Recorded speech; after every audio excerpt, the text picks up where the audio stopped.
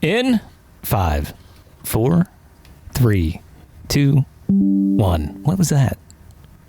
Fuck. You did good by yourself, though. Why? How are you fucking up already? Shit. You can go again. I'll fill in It was Jimmy's. asking me to update. Okay, let's go again. Sorry. This is so bad. In 5, 4. Fuck.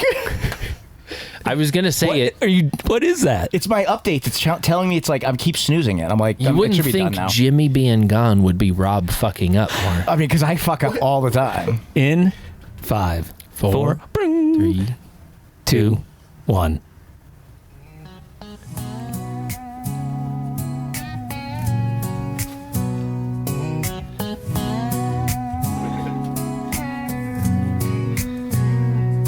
We set up shop by the freeway sign. 1990 coachmen barely holding the line. 4 dumb bastards with bikes and beer, saying shit that folks don't want to hear. Once rode hard, now we barely ride. Just blowing hot takes with our mouths open wide. We ain't famous, just infamous as hell. Ruin mountain biking with every yell. Chief shirtless, flexing in the heat. Rob's on the shitter, beating his meat. Sniper's angry and a bit fussy, and JP's getting touchy at the singles war. This is the Gnar Couch Podshow, broadcasting live where the weird shit flows right off 515 in a crusty ass shell where dignity dies and bad takes dwell. Ben Crockett's joining UCLA train. Went from BMX editor to this trailer of shame, cause we're hotter than Rick Thorne's mic, louder, drunker, and way less right. He was on Rick Thorne last week. Oh, really? Yeah. We talk bikes, but not that much. Mostly dick jokes and emotional crutch. Rob's got glitter in his beard again, and someone shirtless might be all for men. We ain't gay, but the trailer says maybe. Things got weird last week with the whipped cream and gravy. Not that there's anything wrong with that, just 4 broed out chads with a shared welcome mat. Now Utah moms clutch pearls inside. Jesus, don't let my son be that guy. But the freaks and misfits love this noise, cause we make podcasts like broken toys. And maybe, just maybe, we're the gayest show in town. Rob's balls are so low, they scrape the ground. Yeah, it's the Gnar Couch Podshow, full sense stupidity from head to toe. Rick Thorne better step aside, we're the leather daddy train wreck ride. Ben Crockett's here, book deal and all, but now he's sucking Wi-Fi in our bathroom stall. We're a mountain bike podcast, name alone, more likely to lube a hub with Astroglide. I didn't hear that part before. I laughed. I played my wife that song. I laughed so fucking hard the first time I saw it. I almost shit myself.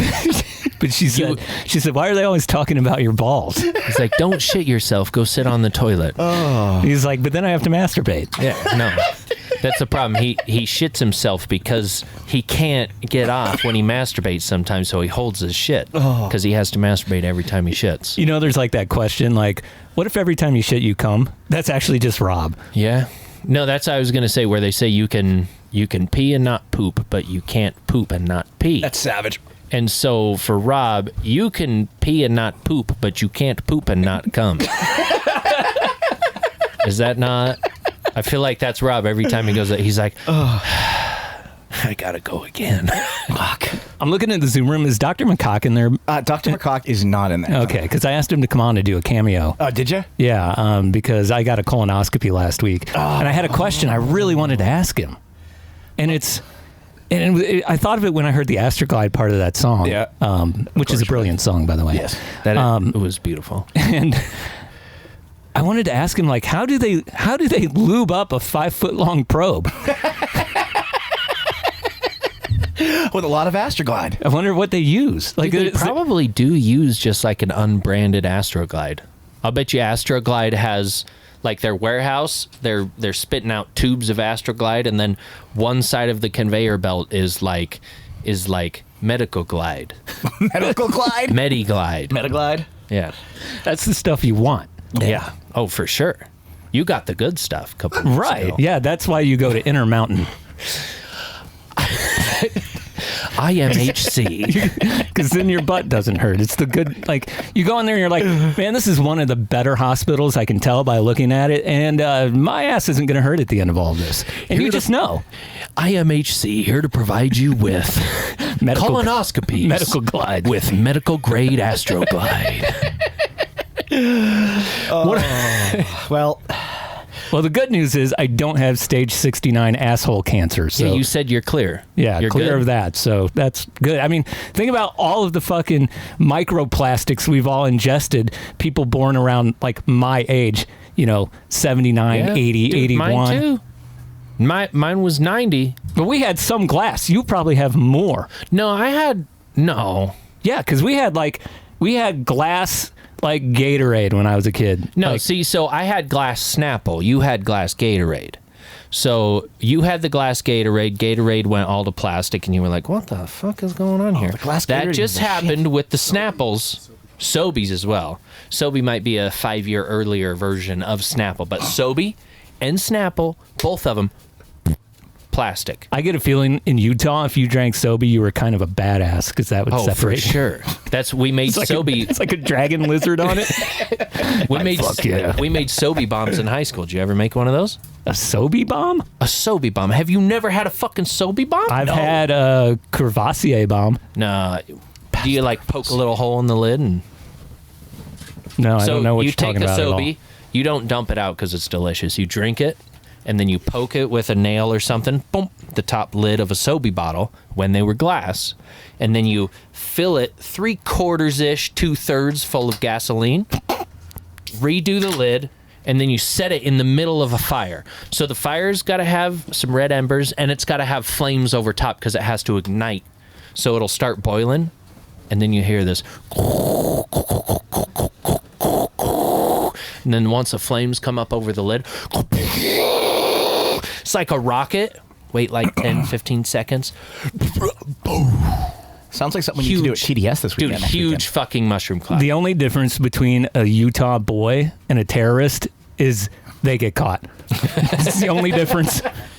Wait, which one gets caught? I literally know someone who listens to this show who went to jail for making bombs. No, yeah. But he was just doing what you were doing. He started with a Sobe bomb. That was the problem. That's how you then you get creep your way in. Yeah, you get introduced to Tannerite and dynamite and it's a slippery slope to Guantanamo. In Utah, C4 is not hard to get a hold of. Really? I've never touched it, obviously, but it's I had a guy 15 years ago. I was a teenager in my truck shooting my dad's hunting rifle, and he's like, "You ever seen Tannerite?"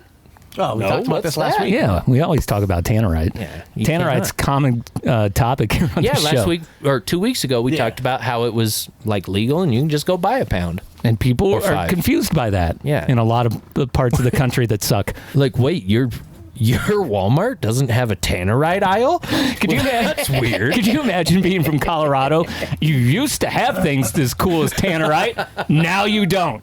Dude, it all started in Colorado. I feel like our old school Utah adopted a lot of Colorado. So yeah, all the mining, the blowing shit up, and this two nerds shoot up a school, ruin the whole state in the end. Yeah, Utah, Colorado. That's Colorado. Yeah. It was cool until then. What's our phone number? It's 385 Fuck, I am so blind. I gotta remember my glasses. 643 385 626 6231. Okay, call us anytime on that phone number, and you can leave us a message. How many do we got today? We have 2. Oh, I would love to hear both of them. And we got a guest coming up, Ben Crockett, and we'll talk to him here in just a little bit. I cannot wait. I don't even have questions. I just want to do a comparison of my existence as a child with his existence as a child, even though he was in California and LA. Yeah. And I was in St. Louis and this shitty little town, but I think they're pretty similar. So hit these and we'll go to Ben. What's up, guys? I just wanted to call in and leave a sincere, heartfelt thank you. This is particularly for Jimmy. So, as background, for years since I was a much younger man, I've always had bouts of stomach problems, right? Shit doesn't always work like it's supposed to. And, things in life like sitting on the couch on a Zoom call, listening to you assholes talk, drinking a whole bottle of booze and passing out probably doesn't help. But still yet, things never work like what the fuck? they should. When I started taking Jimmy's advice here a while back on the chia seeds, and I got to tell you, here the last couple months, I have been healthier, happier, and felt better in the whole rumbly guts than I have for literally probably 2 decades. And I just want to say thank you, Jimmy, for your chia seed advice. I think I would take advice from Dr. Anger Jimmy any day. And I also want you to know, bud, now every time I get to take a nice, good, clean shit, I'm thinking of you. I love you guys. That's a really nice story. I wish Jimmy having was clean deuces. Is a tablespoon of chia seeds a day. I wish he was here to hear that. Yeah, that was a kind, loving gesture. Yeah, he's not here today. Okay, who's our next that would have just really wise person? That would have made him angry. Hey, fellas, I don't really have anything planned or interesting to say tonight, but Like us. I am visiting family, and I've got a concern because, I've got a nephew who's a real nice kid, really nice, not very coordinated and likes riding bikes on dirt roads, so he might become a gravel rider. I'm not certain, but, he's got enough going against him at this point. Well, he's been telling me that in junior high, he gets made fun of a bunch because he's so tall, and he sometimes has to fight in the bathroom to even use the bathroom. I don't know if this is a universal experience with you guys, like dudes growing up, but when I was in like junior high, I had to fight in the bathroom all the time. Like guys would just like call each other out and be like, all right, let's go to the bathroom, and they would just come to blows, right? Several times I was trying to pee, I would have to fight somebody off, who were trying to do weird stuff, just kids being kids, I guess. Or maybe it was molestation, I don't know. But in any case, is that something you guys had to go with, Just a thought. I cannot wait to see him this summer. We're riding a ton this summer. Meet him in a bathroom. No, we're gonna go do the where's Pikes Peak Plummet. Where's Summer? Summer. Thank you. okay. Oh, now I get it. Oh, What okay. you're saying. Oh, you're going to Pikes fellas, Peak? I why are don't you really playing it have again? anything planned or interesting to say Can Rob not hear? Did he think that was me? And I've got a Do you remember when? Hey guys, so Do you remember when we first started the show when and you my still laptop sucked always, as much as now? always fucked up? I think this laptop is dying now. 3 years ago, you were better. Hey guys, remember 3 years ago when I used to do the same shit as now? I totally forgot to answer the question about the bathroom thing. Wait, the either getting in a fight or getting molested thing? I never got in a fight or got molested in the bathroom. Really? In the bathroom. Okay, good. No, Oh, I've in been the in bathroom? fights. Yeah. And molested. I was going to say, I know you've been molested. We talked about it once. Like, well, I've done both, just not in the bathroom. I just got Cosby'd at Intermountain last week. Like more molested than ever. That thing's 5 feet long. Did you know that? Yeah, but it ain't free. Oh, 5 feet. Yeah, they go 5 feet in, dude. And that, what does that get to? The end. Your stomach. Were you just shooting fucking rocket loads when you were done? I didn't wake up with wet pants or have a wet dream. Jesus. Does that happen? I bet it does. Chief looked it up the night before. He's like, shit. I don't want to end up with cum in my pants. I don't want them to find out. I better look this up and make sure that's not going to happen. This is why I asked Dr. McCockiner to come on so we could ask these like important questions. I will say that's quite important. It I is. haven't had one, but I'm going to need one here sooner than later, and I don't want them to know that brings me pleasure. I like that the XC nerd went to a school that was like white enough that people waited to fight in the bathroom. Like that shit just erupted wherever it was happening. I in my remember school. it in the hallways and What?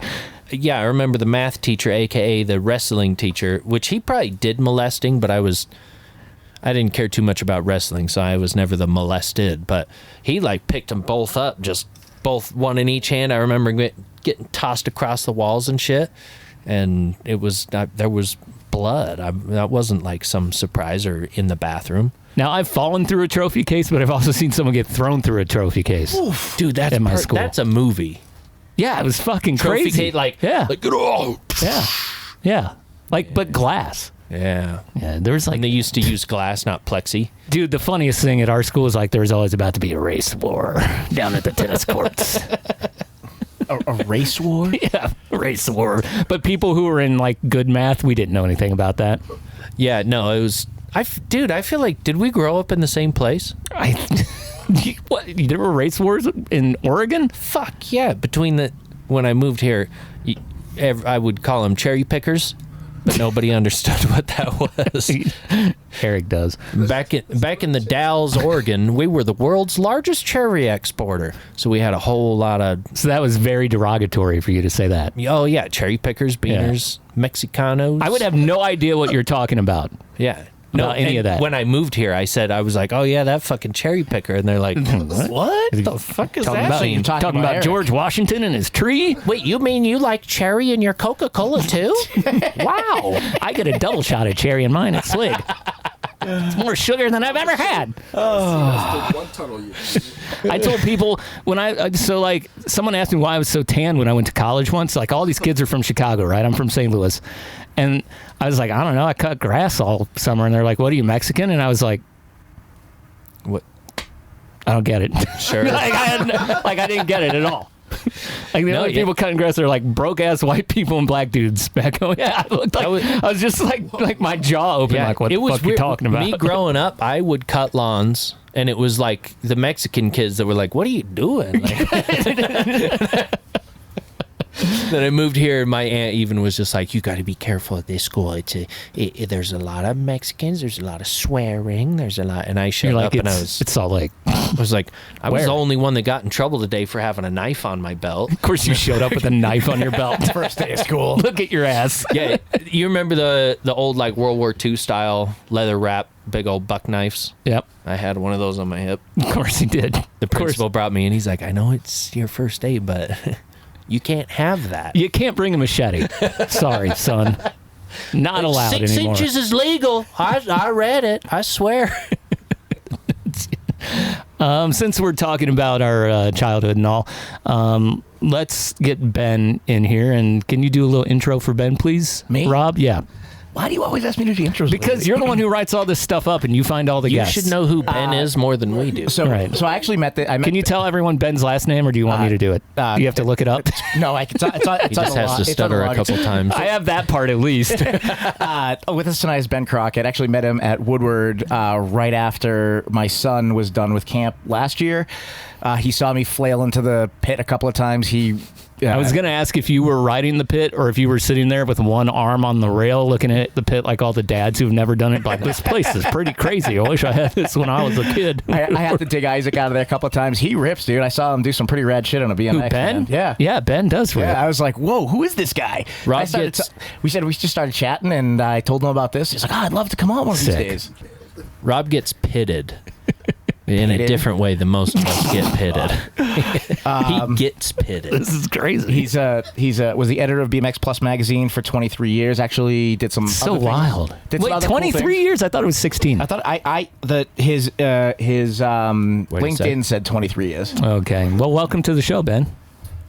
Thanks for having me on, guys. Yeah, so you were just on Rick Thorne's podcast, which was pretty cool, and we put that in our intro for you this week when we wrote our song just for you. I hope you like Bro Country. It was pretty good. I like the name Bro Country. Yeah, and like I saw Ben, and like I was looking at him, I was like, I think I've been to Woodward so much, I know I've run into him before, but you actually will go ride real stuff, right? Like you'll go ride the park on your BMX every now and then. I think I've been in that foam pit twice. I've kind of made the proclamation I'd rather crash on resi than climb out of foam. Yeah. And it's just because it's like once you hit a certain age, climbing out of foam like really sucks. Yeah. And then you're like, man, I got all the energy finally. I'm 45. I got energy to ride. Let's go. And then you go climb out of the foam pit twice, and you're like, damn it, I'm kind of tired. I'm going home. I'm tired. That night it kicked my ass. I was like, fuck. Yeah. So you say you're 45. Is it 16 or 23 years that you had with BMX? Plus? 16 years. I was right. I don't know where the 23 came from, but I was a test rider for him for a long time before I actually worked there, which you kind of got paid in high fives and pictures in the magazines. Right. That's Rob. He's a Jew. He'll count every penny. And not only buy weed, that's 20% off. So, dude, you got to have so many great stories from all your time, like being a part of that magazine. And that was kind of if you go back 20 years, like I think about my friends who were all BMXing at the time, and I was skateboarding. I didn't even like touch a bike until I was probably 32, 33. And like, but we had so much fun. Like, I'm in a small town, so like you didn't have that divisiveness between those two groups at all. Like we only had each other because there's only like 9,000 people in the entire town at that time. Yep. And I was reading, you put out a book. What's the name of the book again? I forgot it. Shoot. Squeeze Light? Yeah, Squeeze Light. Yeah. Is it Squeeze Light or Squeeze Light? Yeah. Squeeze Light. Squeeze Light. Like those cheap little trinket lights that you would get like back in the 90s. You'd squeeze the sides and they'd light up. Yeah. I like that name. Yeah. So I was like reading part of it today, doing bad prep for this show. and so there's a part of the book where they're going past, like, I think it's like a grocery store, and it's like a loading dock, and they're trying to get to a spot without being hassled by the people on the loading dock, which are like, general loading dock fat bros.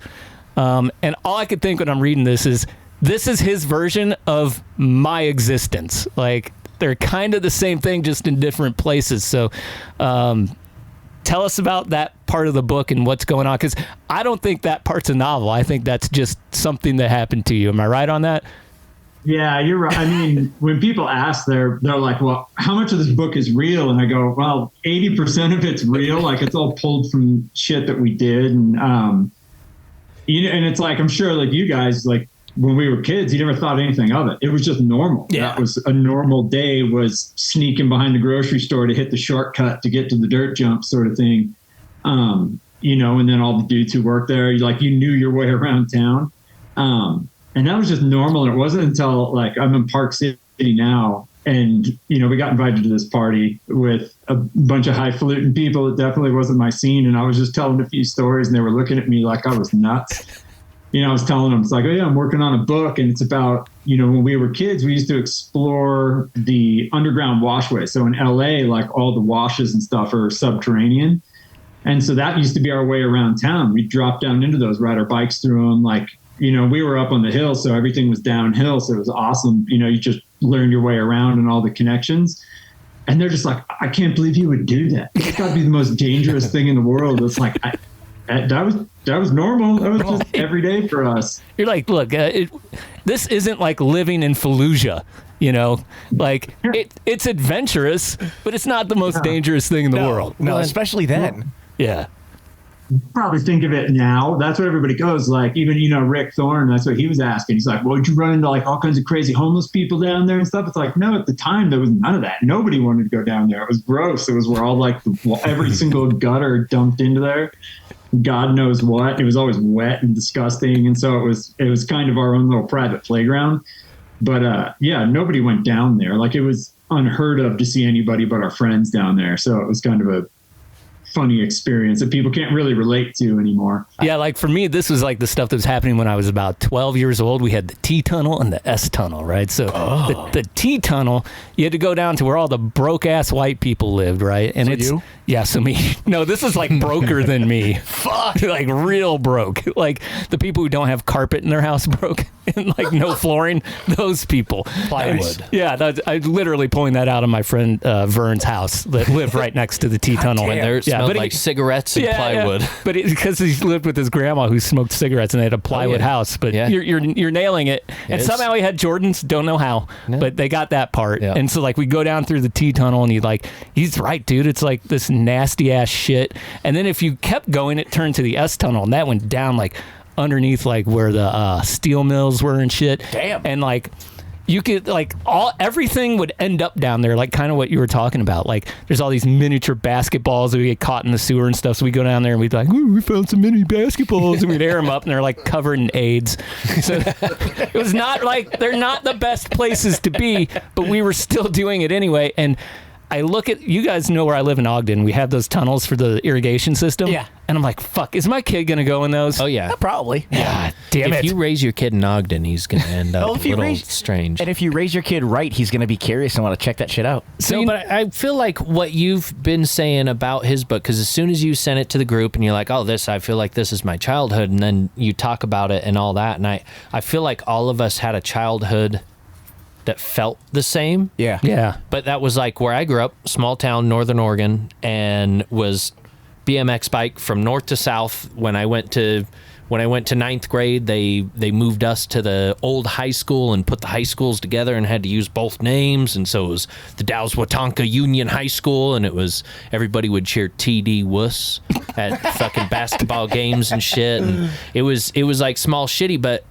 me and the group of friends, we had places we went. We had mulch piles we'd go and fuck around on our BMX bikes with, and this and that. And as soon as I like read a little chunk and listened to what you said, I was just like, shit, that. Yeah. I was like same but different. I feel like everybody had kind of that same thing where they would meet up, they'd do something. See, like mine was like People ask.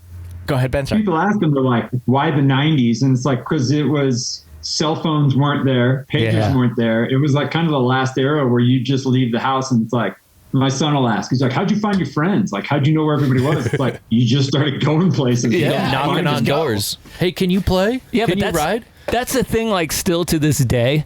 So my wife, she's always like, it's so easy for you to make friends. And it's like, because I fucking go places. Yeah. And I we've do always stuff. done it. Yeah, like, I play hockey and I ride bikes and, like, I Meet do somebody, things. Hey, you do what I like to do. Right. How are you? Yeah, or, and Ben, I'm sure this was the case for you too, you meet someone exactly like you and you're like, I'm going to kick his fucking ass. And you start throwing rocks at him. Fuck, when I Either met love him him or at hate Woodward, I was like, I think this dude's like a dirtbag like us. He's fucking awesome. I think I might have even sent a message in the chat saying, I met a nard that doesn't know he's a nard. Yeah, you did say that a long time ago. Hey, welcome to the club, I guess. I'm sorry. But yeah, I don't know. You But just go ahead. at Dude. a certain age, it's like you can like suss it out in people, and it is funny because like you start looking around and it's a bummer. Like when you start looking at people, like, man, when did everybody grow up? Like when did everybody get so old? Like I still feel I'm 45 and I'm still like the one trying to rally the troops to go out and have a good time. And it's like, is it us or is it everybody else? I can't figure out what the common denominator is. We need more of that. Yeah, I think it's like this is a very common thing, I think, between all of us, and this is what essentially brought the show together. Is we were just dudes hanging out and like chatting, and things happen. And Chief made this because he saw he's like, there's got to be other people out there like me. I know this, that are good people, but also like to have a good time and had done shady shit when you're It's that younger. feeling of like you're gonna get old, but you don't have to grow up. Yeah, absolutely. Like to a certain extent, like grow up to the point of like pay the bills, take care of family. Yeah. But other than that, like you don't have to be a fucking plain ass Joe Schmo that everybody else is and do the same goddamn thing every day. And don't be an NPC. Yeah. Right. I'm guessing like Ben walks in the same way I do when I go into a place like Woodward and I see like I call them the dead dads.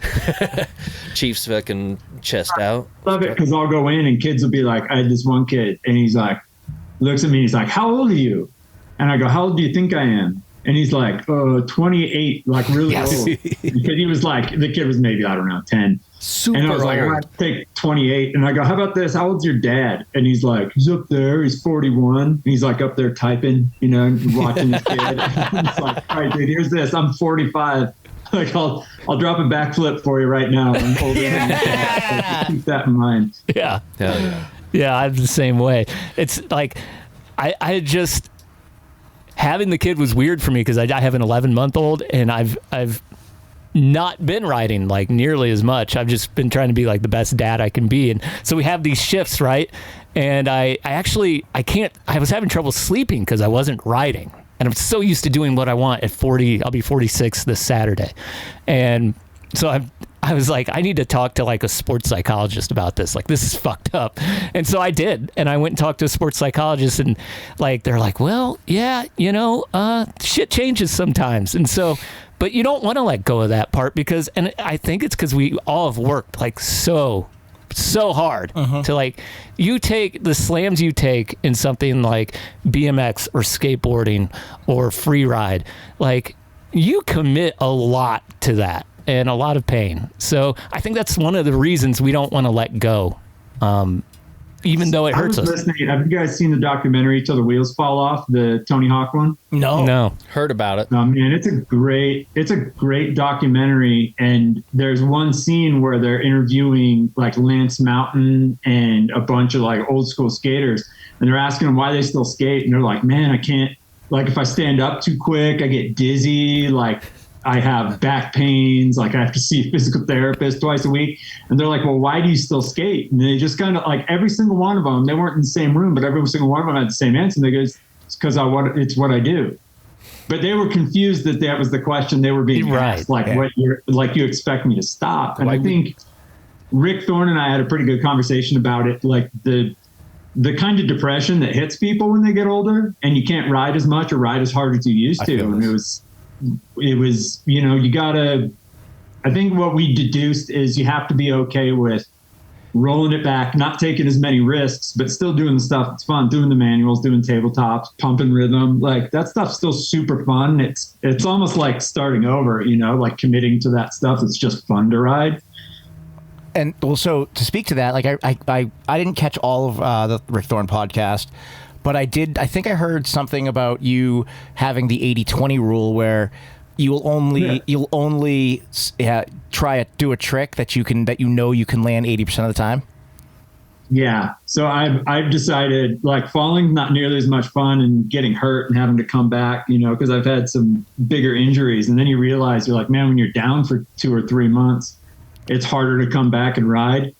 And I was like, man, I can do certain tricks all day long and never have a second thought. There's always like the weirdos, like you do an X up and your hand will blow off or something. But there's the tricks I know really well. And I'm just like, I don't need to be out trying double whips. Like I got nothing to prove. Like I don't need to put my brake lever in my pocket again on a turn down. Like that sucks. Like I can avoid that. And I can just do tuck no handers all day and have a good time. Okay. You know, that's my motto really though, is that 80% rule. It keeps me riding at this point. It's really funny that he mentions tuck no handers because that's the trick Josh Holt won't do. Really? Yeah. Like when we had, I'm gonna snag his beard in the front. No, I feel like you and Chief are kind of in the similar spot, and I'm like on the cusp of it. I've felt it for the first time in my life after I broke my wrist, and I've been like trying to re-ride again, like hitting some stuff faster than normal, and I'm like, oh, don't crash. Don't crash. That hurt really bad last time. It's such a bummer. Dude, it's like literally been like more, it's gone from the bottom of the fucking shelf of like, fuck it, whatever. You crash, fuck it. Call your boss. Tell him you're going to be limping around, whatever.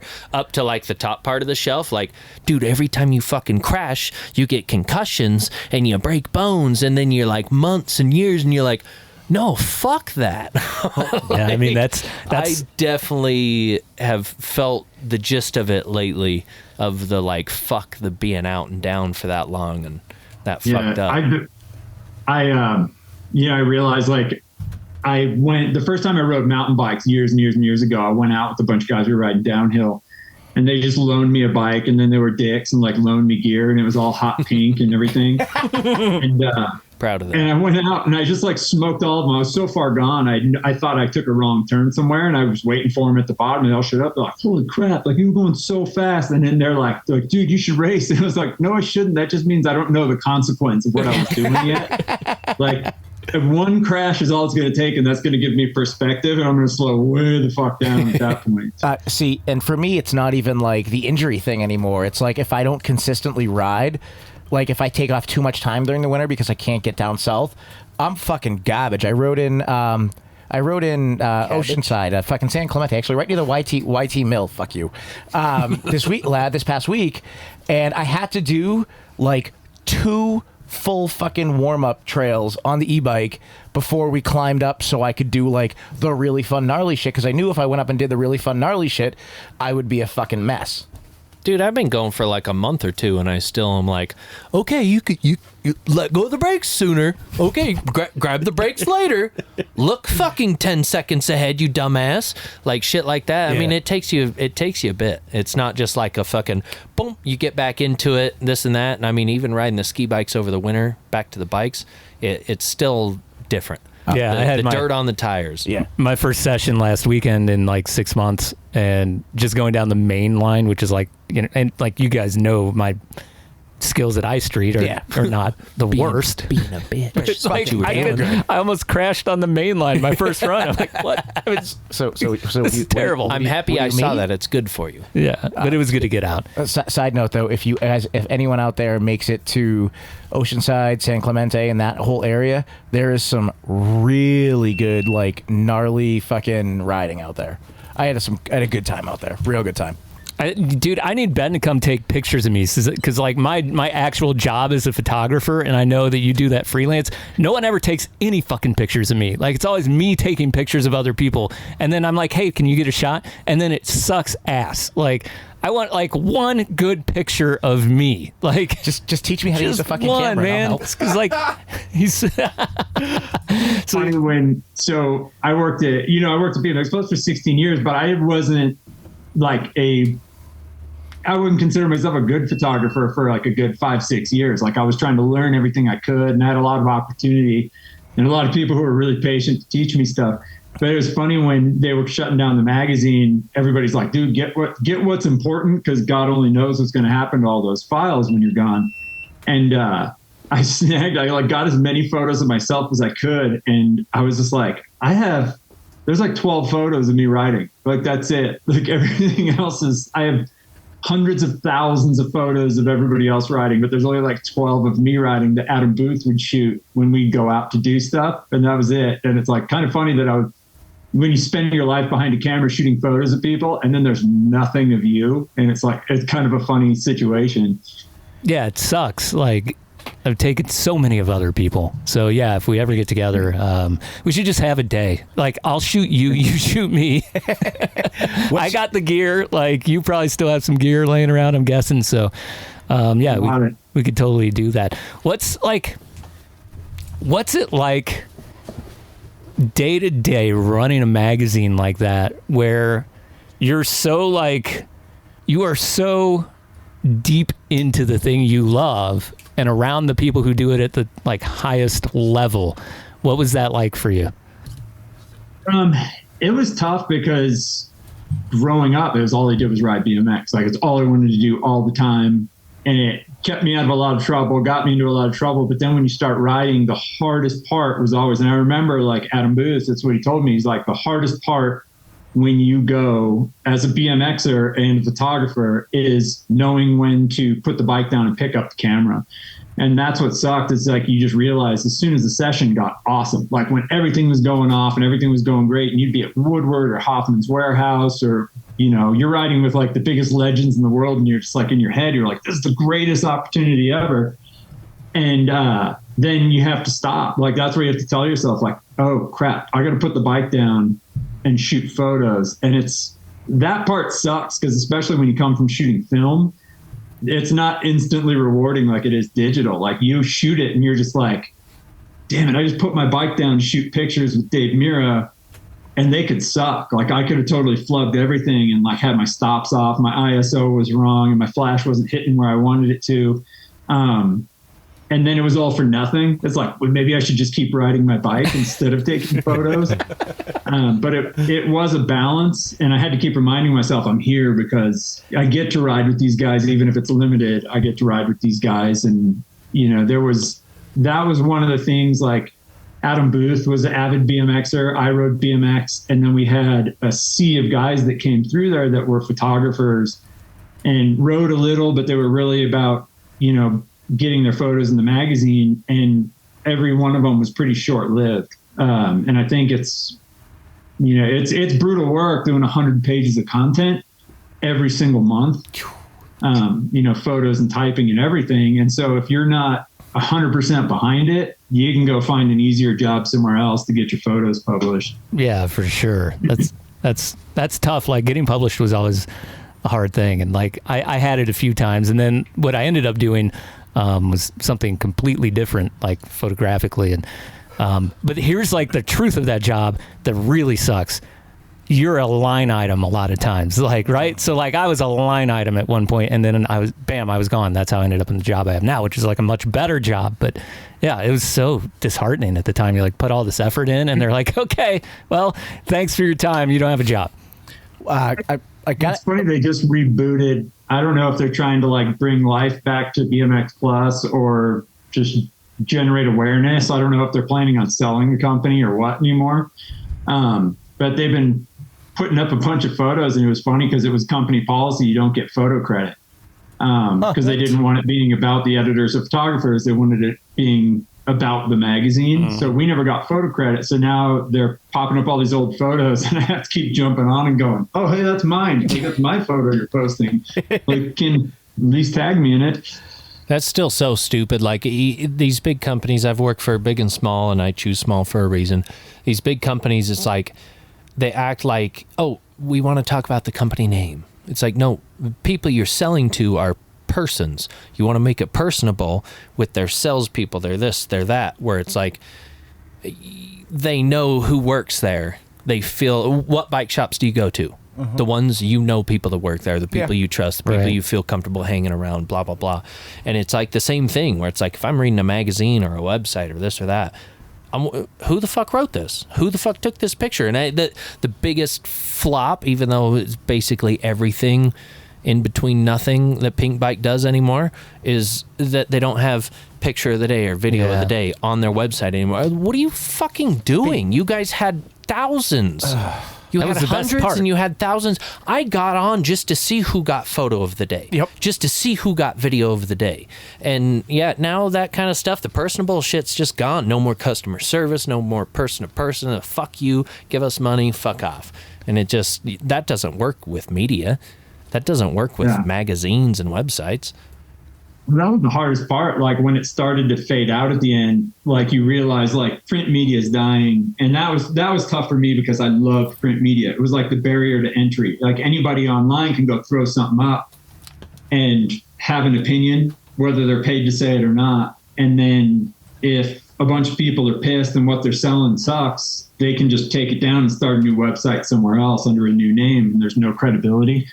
Whereas print was kind of a barrier to entry. You know, it took money and it took a lot of effort to make it happen. So it felt like it had some validity, but towards the end I realized like, oh man, people aren't even reading what I'm writing.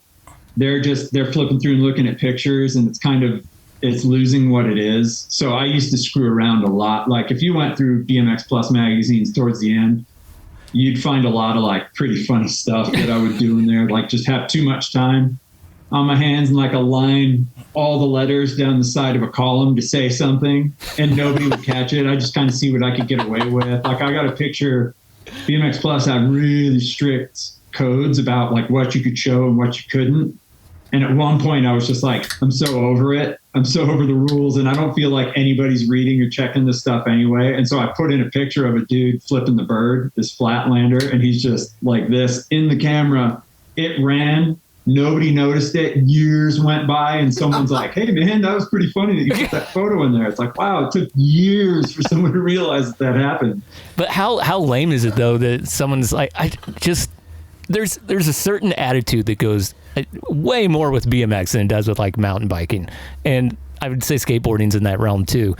Like, it's more, I don't know what the word I'm looking for. What you're trying to say is flipping the bird was cool. Yeah, that was like fun. that's not even a big deal. Like think about like, okay, Big Brother magazine, for instance. There's a whole magazine of, the whole point of that was flipping the bird to everyone and everything, even like the skate companies. Like they didn't care at all. And so like, I think there was like a sweet spot, and I don't know when that time was, when you could do like these things that were on the edge, and it made everything so much better.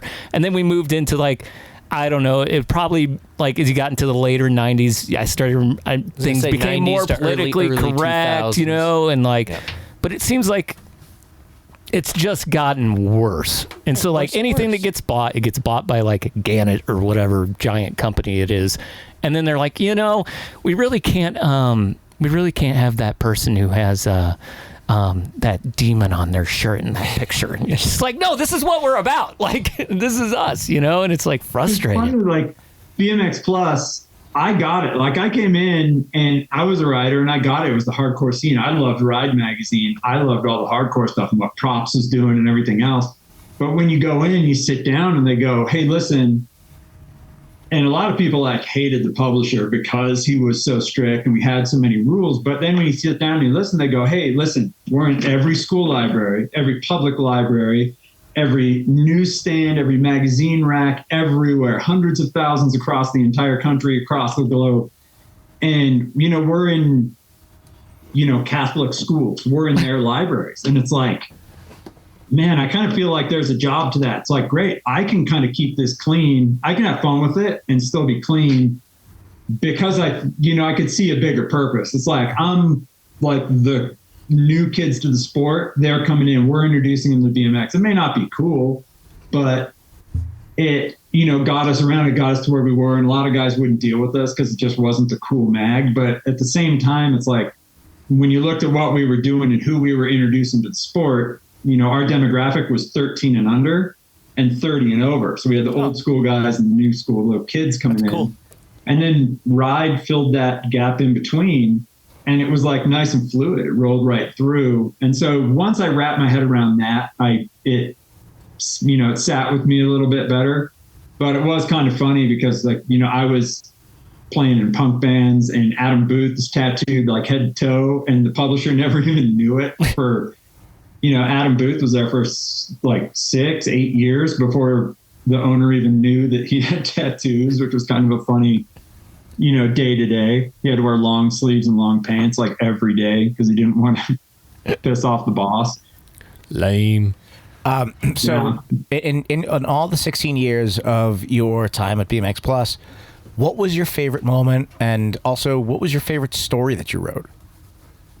I think it was like the interviews, you know, whether people read them or not, doing the interviews and being able to ask people stuff that wasn't, you know, it just wasn't par for the course. Like being able to interview Dakota Roach and get into his history and how he found BMX, you know, and that was kind of cool. We got to do that in Australia. You know, Vans took us out there to do that. And that was, you know, that was a super cool experience.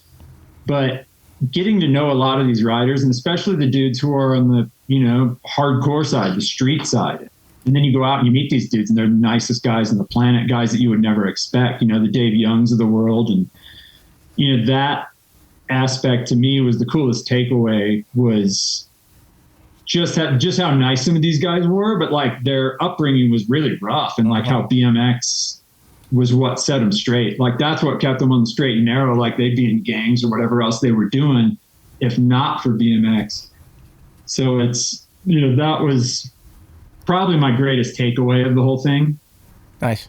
And I can personally relate with the, like, meeting these guys that you look up to, or these pros, and like looking at those, oh, these guys are fucking big guys. And then you meet them and you talk to them and they're just really good dudes and they're super fucking nice guys. The nicest person I've ever met in mountain biking, actually it's a tie, would be Cam McCall and Tyler McCall, two of the nicest human beings I have ever met, and also two of the best fucking legendary all-time fucking free riders. I feel like, especially growing up around the BMX shit, and that was me doing something in a nothing town, growing up in the BMX shit, the guys that were like pros, or that were like dudes that would do shit that blow your mind, that you see in the magazines and the videos we watch, and they're like the big brother. Mm-hmm. They're like, I had big brothers. We didn't ride bikes together and shit. They were all out of the house and this and that.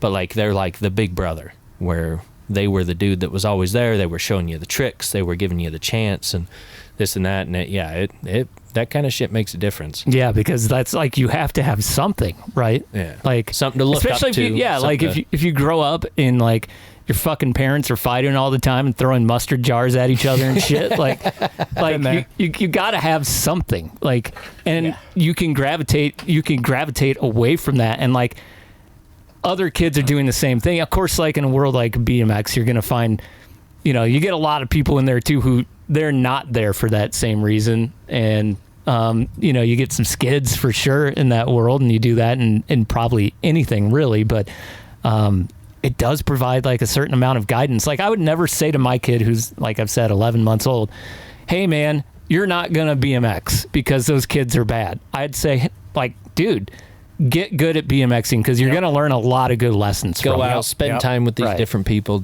like, grow up, learn how to live. I'm telling him, like, be good at BMX so you're not a shitty mountain biker like all of us. Like, if you're good at BMX, you'll be a good mountain biker. That's why I bought my son a nice bike when he was young. So I'm like, you need to be better than me because I suck. Yeah, and you can, like, I don't know, dude. Like, you can get into so many adventures on your bike. Yep. And I live in a kind of weird neighborhood where, like, you step back in time. Like, I know all my neighbors already. I've only lived there for 6 months. Which is weird these days. Kids playing, like, all over in the neighborhood. There's, like, 10,000 babies there right now. And, my kid's going to have all these other kids to grow up with, and there's mountains right there, and everyone's on bikes. And think about that when you were a kid, like, what that bike did for you. Oh, I remember like having my first like actual BMX and hitting a rock jump that we had on the dirt road that was next to my house, in between my house and the cemetery actually, and just the amount of freedom that you feel on a bike, whether it's a mountain bike or a BMX. Fuck road bikes. Get the fuck out of here, asshole. I had to do that for you. Oh, you upset because I'll beat you up the hill? Tommy McLycra. Oh, yeah. Because you lycra me. Anyways, either way, being on a bike, just in general, like, we make fun of road bikes, but I can see it, like... No, growing up to BMX having that shit. Feeling, man. Yeah, I have in my box of memory shit. You pop into that in my storage, and there's literally pictures and pages, like physical pictures of the camera that me and my buddies had that we could take a picture, and it would take 4 shots all at once on one square piece, and it would print it out and everything. And I have that shit of us like jumping over ditches, doing this and that. Like that was growing up. That's what Tommy. We'd go out and get lunch. I had to figure out how to like pay for lunch or do this or that if I wanted to go ride my bike and do that. My parents weren't super well off. They'd be like, hey, if you want something, we'll pay for half of it. Yeah. If you can get the other half, then we'll go down and start looking at it. That's how I got my first mountain bike, actually. Yep. I made a deal with my dad.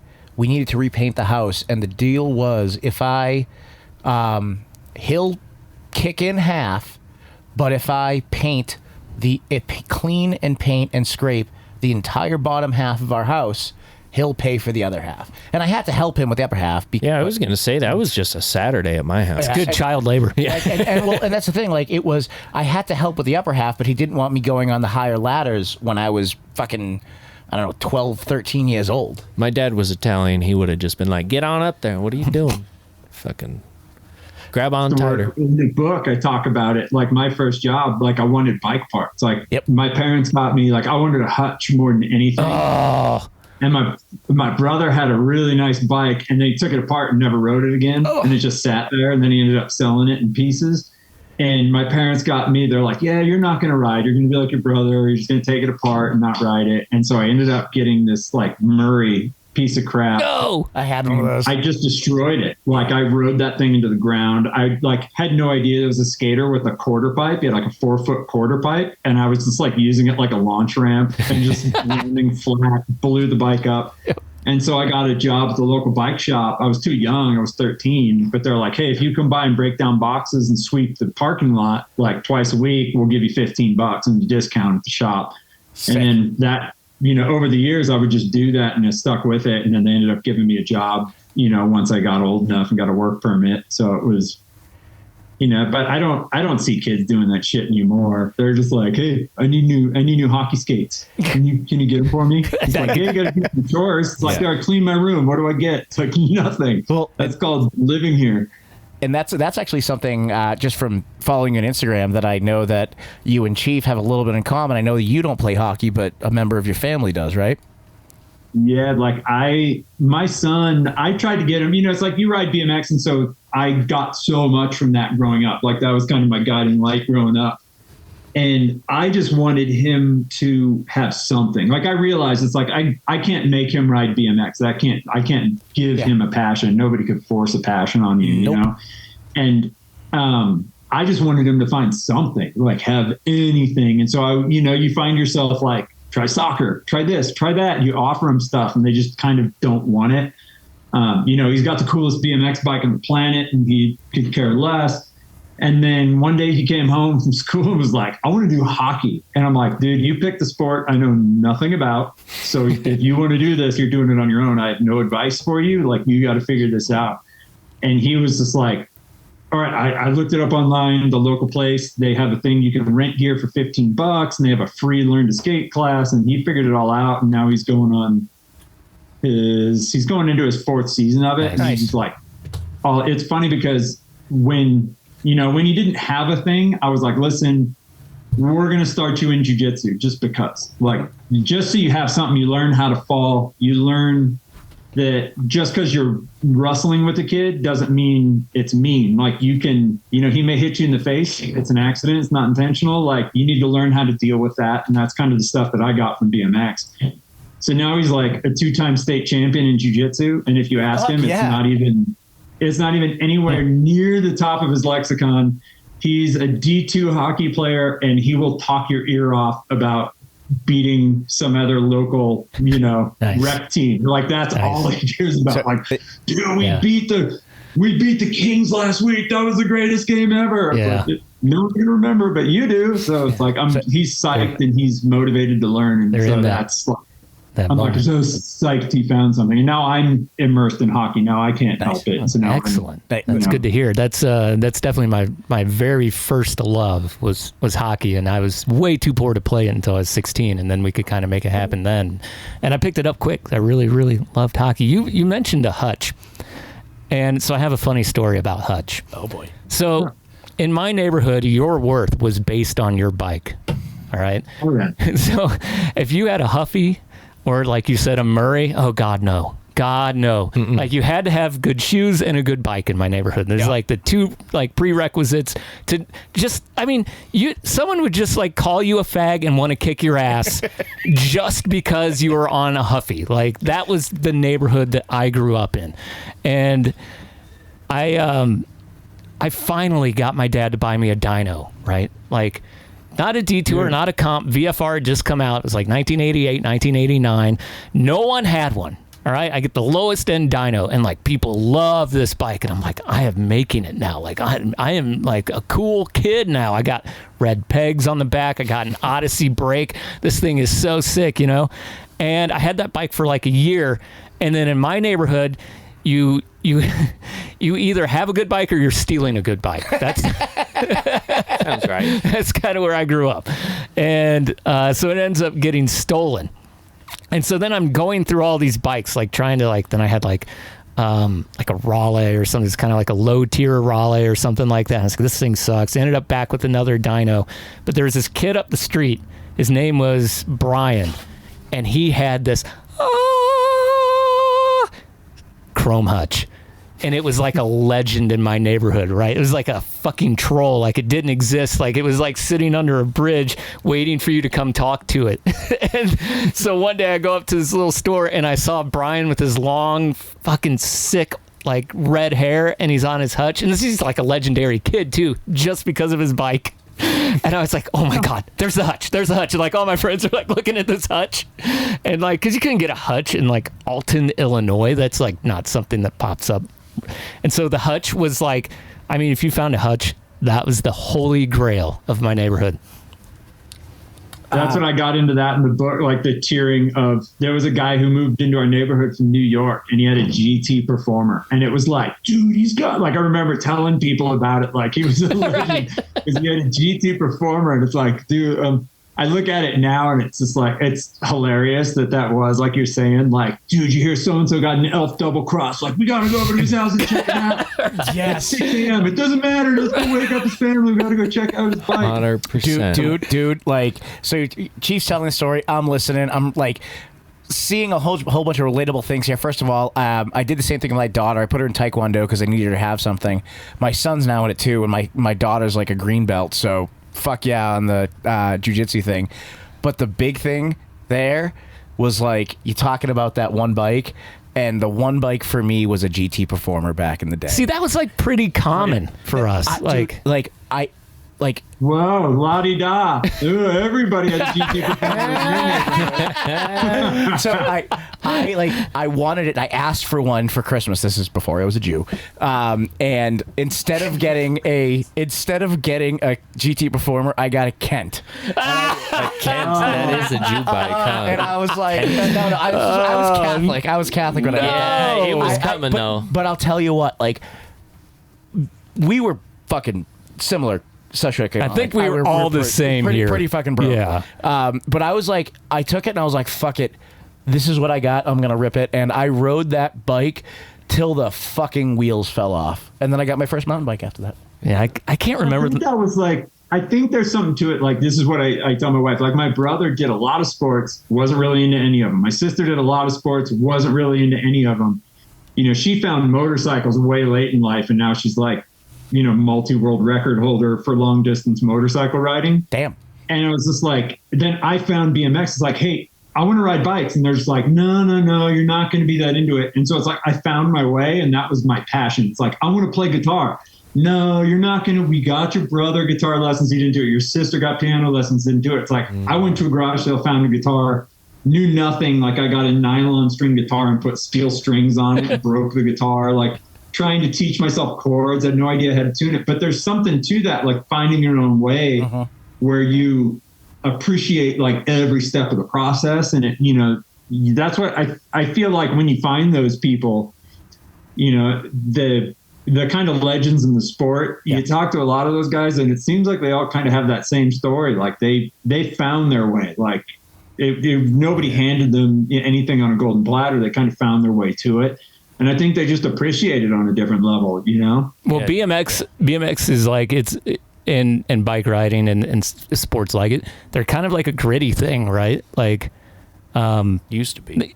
Yeah, I mean, they really used to be. Like, definitely back when we're talking about, like, 80s, 90s, you know, there was no skate park or anything like that where you could go ride your bike or, like, you know, go skating. Like, you had to go make up your own stuff. Like, oh, here's a bank in a parking lot. Now some fat guy in a Dickies shirt is going to chase me just because, like, I'm not doing any damage to anything. But, yeah, he hates us for no reason because he's angry. He's got to, like, pull transmissions all fucking day or whatever the problem is.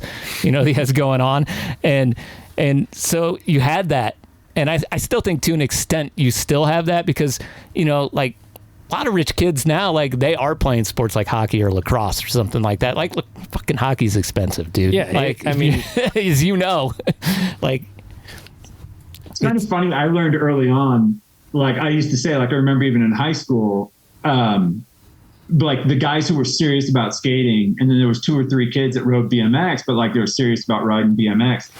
And like it was funny because even like the gangbangers at our school, like the gangbangers, and there's like a bunch of kids who were like offspring of the Hells Angels and stuff, and they would say leave the BMX and skate kids alone. And I always wondered why it was. Like I thought it was like, oh, it's a cool factor, right? Like, oh, those guys are cool, like they're doing their own thing, leave them alone, let's go pick on an easy target. But I got into it one time. I don't know. Some dude, someone told a story that I walked over this guy's car, who was a gang member, and they told him that I walked over his car, so he's pissed. He's like, dude, I'm gonna come find you. I'm gonna beat the crap out of you. So I spent like a day like sneaking around on the weekend, like, oh crap, like I gotta be careful. This dude's coming for me.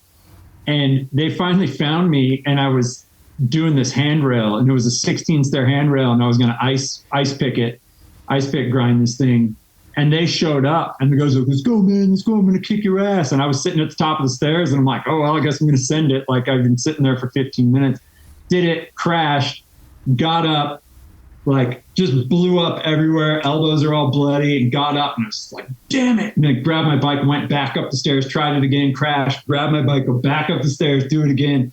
And then I finally land it, and I go up and I go, all right, what are we doing? And I'm like covered with blood. My hands are all cut up, like my palms. I'm like peeling skin flaps off my palms. And then they were just like, we're cool. Walking over my car. And then it was like, oh, that's why they don't fuck with the BMXers and the skate kids. Because like we knew how to get hurt. Like we knew. Yeah. Right. Talk to those dudes, and they'll tell you every step, like what type of knocked out they got. and like I could power through this. Like the mentality is totally different with getting hurt. So it's like, what are you going to do to me? You know? Yeah. Yeah. I think that's a big part of it. Like I even take that into when I play hockey now at 45, I'm like, I'm not going to get hurt out here or by any of these guys compared to like what happens to me on my bike. Yeah. So I'm not that concerned. I have like a really similar story to what you're talking about. And so this would have been like right when I was probably in college, and we were walking from my friend's house up to the little corner store to grab like a couple cans of beer. And, this car pulls up and it's got these 4 dudes in it, and it just stops like in the middle of the road. And we're like on like a kind of like a bigger 2-lane road that like, you know, the high school was on that road further down the road. So it's kind of a bigger road. And so the windows were down because it was warm. And this guy looks at us and he goes, "Are you the motherfucker that called us N-words?" And we're like, "Nah, man, that wasn't us." And they're like, "Yeah, it was you." And we're like, "No, it wasn't us. Trust us." And while the guy's saying this, he's got a fucking gun sitting right next to him. Like it would have been on his left-hand side because he was on the right side of the car. And we're just like, what the fuck, man? Like, we're going to get fucking rolled here. And he looks at our shoes, and we're wearing skate shoes. He's like, "You skate?" And we're like, "Yeah." He's like, "And then they just drove off. And like, that was the end of this. That's all that happened. Like, and there's something to it. I don't know what it is, but I think you're right.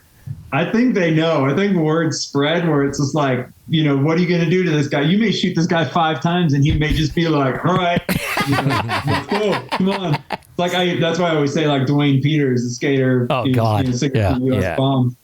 I would say him. It's like I met him, and I'm like, man, he seems like the kind of dude you could hit in the head with the baseball bat, and you'd be like, "All right, right." Like, totally Dwayne Peters. Yeah, totally. How do you fight that guy? You know? Right. Yeah. I think a lot of it's knock out more of my teeth. Just. I don't know. Sometimes I think like style appreciates style too, and so like in that culture we're talking about, there's a certain style to it. And you get into like a skater or BMX culture, and there's a certain style to that. So like, I remember so many times going into like, we had these little stores called Hit and Run, and I'd be wearing my fresh skate shoes instead of like my broken down, like I skate in them shoes. Mm-hmm. And that was in the tech era when everything was all techy. And then I would get so many compliments on my shoes. Like, "Man, what kind of shoes are those?" You know, like, and so there's certain similarities in that. And I think there's like a grittiness to all of it that kind of, convenes in a weird way. So I got to ask, kind of bringing it back to, back in the day and your book Squeeze Light, what is your favorite moment or favorite story that you told in that book that's true from your childhood? Yeah, like I get that a lot, and we did do like some of the stuff we did know was amazing. Like we used to steal, like we were all in Boy Scouts. Our parents put us in Boy Scouts because we were just, like holy terrors, and we needed some kind of order. And we would snag the rock climbing stuff and go rappel off of school roofs and bridges and anything we could find. But, it's really, I had a friend, this guy Gabe, growing up, who was a kid with the GT Performer. And he was just this crazy larger than life personality. And I always used to, like, when I would reflect on him, because he's passed away, and when I reflect on him, it's like, man, in his later years, he got into drugs and he rubbed everybody the wrong way. But then I think, God, he was like the greatest dude. And he did some of the craziest stuff that no one would ever believe. And nobody wants to believe it because they're like, man, he pissed off a lot of people in his later years. And I was like, man, I kind of want to take that guy's personality and whether people believe it or not, put it in the book. And everybody who's read the book, I'm like, when I'm writing it, I'm like, this is going to rub everybody the wrong way because they're going to think this guy's like this larger than life personality. Like there's no way this guy is really like this. And he's annoying and pushing everybody's buttons. And, he's definitely, everybody has a friend like that. That's the guy who you want to be on his side, but you don't ever want to be the butt of the joke sort of thing. They always take everything one step too far and they're picking fights with all the wrong people. But I put him in and everybody's like, what's up with that character? Like he seemed a little over the top, and it's like, oh, he's the only dude who was as described in the book. Like he was a loose cannon. And I kind of wanted to show that. It's like, this is how I choose to remember this guy, because he was the greatest character of all time. And I kind of wrote that in the book. Like, one of his biggest fantasies was having a gunshot wound. He decided at some point that would be the coolest thing. He's like, man, if you had a gunshot wound, there's not a girl on earth who wouldn't go on a date with you. Yeah, you pull up your shirt and had like a bullet hole right there. Like, it was insane. But like, you look at him and you're like, oh crap, he kind of believes this. Like, you got to wonder, you know? But so that was like the most important thing for me, was like to bring his personality into this book. And, you know, we grew up in a neighborhood that was like run by the Hells Angels. And so that's why we kind of went into the tunnels underground, because their kids could steal your bike and there was nothing you could do about it. Like, the Hells Angels didn't give a crap about us. We were just a bunch of kids. But their kids kind of had free reign, and the cops didn't care. So that's why we started using all the underground washes to get around, because it's like, oh, hey, we can go cross town now. We don't have to worry about our bikes getting stolen, you know, because we're in the tunnels. And then, of course, that guy Gabe was always the dude who was picking a fight with these dudes. And so, you know, that character for sure was the highlight for me. Like, and, you know, and I tell people, it's like, it was a little depressing to finish the book. You know, when you hit period at the end of the book, it's almost like you're ending that one last adventure, you know, with all those friends, like, because it's such a reality. You know, you write 500 pages of an adventure that you had with a bunch of kids in your childhood. And whether all of it's real or not, in your head, it's real while it's happening in the book. So it's a little bit depressing when you finish it and you end it and you're like, crap, that was kind of like our last great adventure. Like, even if parts of it are made up, it, you know, feels very real. So yeah, I mean, I was reading just the, like, what you can get on Amazon, because they give you like an excerpt, and I was like, you've written something that I think people can identify with too. Like, I have so many friends who are just like me, and you know, it's weird because some people make it out. Some people have a kid when they're like 17, and you know, you see all this fluctuation in how people's lives go, and then there's like a few of you who, you know, you go to college, and like, you kind of break the mold of what's happening in that zone. And, you know, you grew up getting your books slapped out of your hands and stuff like that. And you still tried to be as tough as you could while you're like, I don't know, not trying to be a complete moron all the time. And you have parents that fight but care just enough. And so you get a little bit of all that. And, you know, it just makes you a weird person. Like, you were talking about going to that thing in Park City, and you're like, man, I don't know if this is... I don't know how many times I've been sitting in a place where I'm just like, I don't know. Like, I don't know if I should be here right now. Like, you know, imposter syndrome.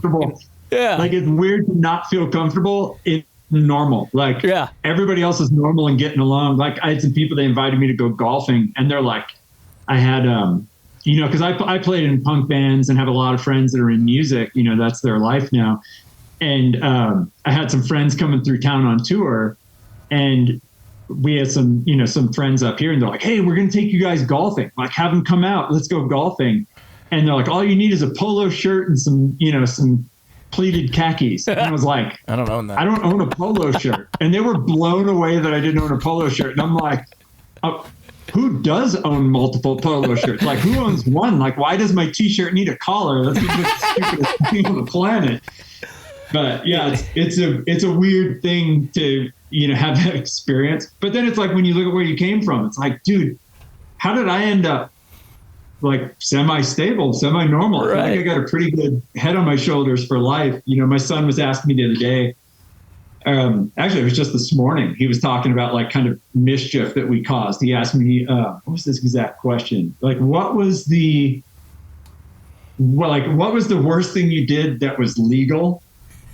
Which is very weirdly specific. And we used to do a thing. We would go out at night, and we would, you know, because most of my friends, like 16, 17, most of them were homeless, like a lot of punk kids, and, you know, didn't have anywhere to go. So we'd hang out until 2 a.m. And we used to do a thing called cop fishing, where you had to go out, and whatever you were doing had to look incredibly suspicious, but be 100% legal. So you had to like walk, and then if a cop was driving down the street, you had to kind of make eye contact and turn around and walk the other way real quick. So you're not breaking the law, but then you get them to stop you, and then the more you got in one night, you got points, right? And then you had to be totally complimentary when they pulled you over, like have an excuse for everything. And then it escalated to like, all right, you get extra points if you can get them to give you a ride home at the end of the night, or get them to give you $2 for food. And one night the deal was when the cops pulled up, we were all sitting on a bus bench, and the game was all of us were going to cross our legs, and we had a newspaper, and we were all going to pull the newspaper up in front of our faces. And the cop pulled up. He's like, what are you guys doing? What are you guys doing out here? It's 2 a.m. You're not supposed to be. You're out past curfew. What are you guys doing? Why are you on the bus bench? So we all pull up our papers, and one of my friends had poked eye holes in the paper so we could see what the cop was doing. And we all lost it, and we were all just a ball of tears on the ground. The cop was so pissed. And he's like, I'm going to be back in 10 minutes. If you guys are still here, you're all going to jail. And that just made it even worse. We just kept laughing. Shit. But it's like, how do you go from that to living like a somewhat normal lifestyle? Like, that was every night. Like, we probably spent 2 summers doing that, you know? Dude, I can't even fucking overstate how much I can relate with that, even currently, because I mean, in my synagogue, like when I first joined, I felt very out of place because I felt like an outsider. And well, you were. I still am sometimes. You're still Catholic. Yeah, no, synagogue. Oh, Jesus. Synagogue. Fuck you both. Did he say fuck Jesus? He did. What an asshole. That was excessive. I need you to sign an apology for all right, this. I'm sorry. I was kidding. Anyways, I understand that very much, dude. Even to this day, it's funny. It's funny how that works and how people people like us, these like including this asshole over here, the jerk hand, we all like are just different people. We grew up different and we have different outlooks, but we all have very, very similar like ways of approaching things. It's really funny. Like one of my best friends from my neighborhood, he's a professor out in North Carolina. He got his first job at Penn State. And so he's working in Penn State, and he said like Penn State was really, really hard for him just for this reason, you know, because everyone's an East Coaster out there, and they're just a different kind of breed, you know. And like we grew up like, hey, we're like 18 years old, let's get drunk on the porch and throw the beer bottles at the payphone across the street, like just doing stupid shit. And not a lot of people in that world do that, or in any world actually. Not in my wife's world do they even do that. Well, and every story that he tells, I'm just like, dude, is he like? There's a parallel. Is this a dream or something? Like literally, like we used to go and trick the cops. Like we'd be sitting on the side of the road, 2 a.m, something. We go over to my buddy's house where his parents didn't care. We'd go joke around. We'd pretend we'd get in a fight in front of a car driving by at 2 a.m. Yeah, that's a good one. So that the cops would show up, pretend hit and this and that. And then cops show up, we'd run and hide. And that was the game, is like hide and seek with the cop after curfew. And it was just like try and get his attention, this and that. And like just everything. It was like we had one small little skate park that was a big pile of shit where I grew up. We'd all meet up, fucking find places, go do this, go do that, cause trouble. Like everybody has somewhat of a relatable feeling to that, whether it be one thing or another, and their thing might be soccer, their thing might be playing house or this or that, and for us it was bikes and badasses, same thing. I didn't really get in fights at school because I always had so many people that had my back, because everybody loved our group of fucking just crazy motherfuckers that were friends with everybody, and it was kind of a cool way to grow up and experience life. And when I think about like Ben, I feel like a lot of the kids now, they lose it because they spend all time, like every waking second, on devices. And it's like we had, like, that's what I told my son. It's like when you didn't have that as an option, like we didn't have cable TV, we didn't have anything, VCRs, nothing. So you just like, that's what I realized. Like there's certain things I talk about in interviews that I'm like, I was talking with Rick and we were talking about free fun. Like that kind of came out of my mouth. And I was like, it's kind of what we did. Free fun. Like you go out and he was like, nobody had any money. You didn't have a dime, but like you figured out like, oh yeah, they throw away the broken chips behind like Taco Bell. They throw away like broken chips. And so you could go get free chips and then you go get the free little salsa packets and like that's lunch, and exploring all these tunnels and like all the stuff we did. And everybody's like, that's disgusting. But now you talk to them, they're like, man, I wish we'd have done more stuff like that. Yeah. Right. Yeah. And all those conversations, that's what kind of led to the book. It's like, man, we had a lot of adventures and like people wished they could relate to it, which is weird because at the time everybody made fun of us for doing that shit, and now everybody's like, "Man, I wish I would have done that stuff when I was a kid." Dude, now I wish I could do it now. I wish I could go hop in a wash. I swear to God, I had just been talking to my wife about writing a similar book, like maybe 6 months ago. I'm not going to do it now, thanks, but You took Chief's genius. But I did, because I was telling her all these stories, and like, one day we were walking home from school and we went across this bridge, and we had these pieces of rope with hooks that we found while we were walking home. I was in maybe 6th grade, and we were like, let's pull the planks off the bridge in this poor guy's yard. We start doing that, and then he calls the cops. We get taken home by the cops, and that's like my first intro to like, being brought home by the cops and like getting in trouble. And so I was telling her like all these stories about basically until I was about 13, when I just kept like, I don't know, you're bored maybe, I was still like a good student and everything's really bizarre. Like, no, but you got out of school and all you had was your bike energy and shit. And and that's the other thing. They don't give like kids a release anymore. And they didn't then either. To go and be who they want. Like that was a big thing where it would like you're supposed to go and be your own person, and I feel like I got the last of that. Yeah. You're like, go be your own unique thing. Yeah. And it was like, even at that point you had to kind of fight for the time. Yeah. And nowadays there's even less time. I watch my nieces and nephews growing up and I'm just like, holy shit. I told my dad when I was home last time in October, we were just kind of talking about growing up, and I was like, and you're 45, right, Ben? And I said, like, I think we got the last of what I call the Stand By Me childhood. Yes. Okay, we've all seen the movie Stand By Me. That was my dad's childhood, but it was mine too. It was just in a different way. There was no connectedness. There was even less then, but it was nothing to like go ride your bike like fucking 20 miles from your house. Yeah. Dude, like literally 20 miles from your house when you're like 11 years old, and like no one ever knew you even did it, and they wouldn't have known anything if you weren't like walking like you had just had like a plunger shoved up your ass because it hurts so bad after sitting on a dyno VFR for 5 straight hours. Be home by this time. That's all that matters. That's all that mattered. Yeah. During that time, my version of free fun was there was a new subdivision being built near my house where it was kind of in the woods, and our version of fun would go fuck around in those houses that were being framed without anything in them, and we would go like piss down the HVAC drains because we thought they were urinals. And we would challenge each other to try to take a shit down one of them from time to time. Oh my god, dude, I would hate you now. I didn't realize. I thought they were fucking sewer drains. No, I didn't they're realize not. They were fucking. And actually, I think the irony people of that get their brand new houses. They're like, why does it smell like shit in here? The irony of this situation is that I actually became friends with one of the guys that we used to go and fuck around in his house. And I remember like walking around the house being like, oh, this is a nice house. And I'm like, looking at it like, I used to shit down that. I used to shit down that HVAC duct shit.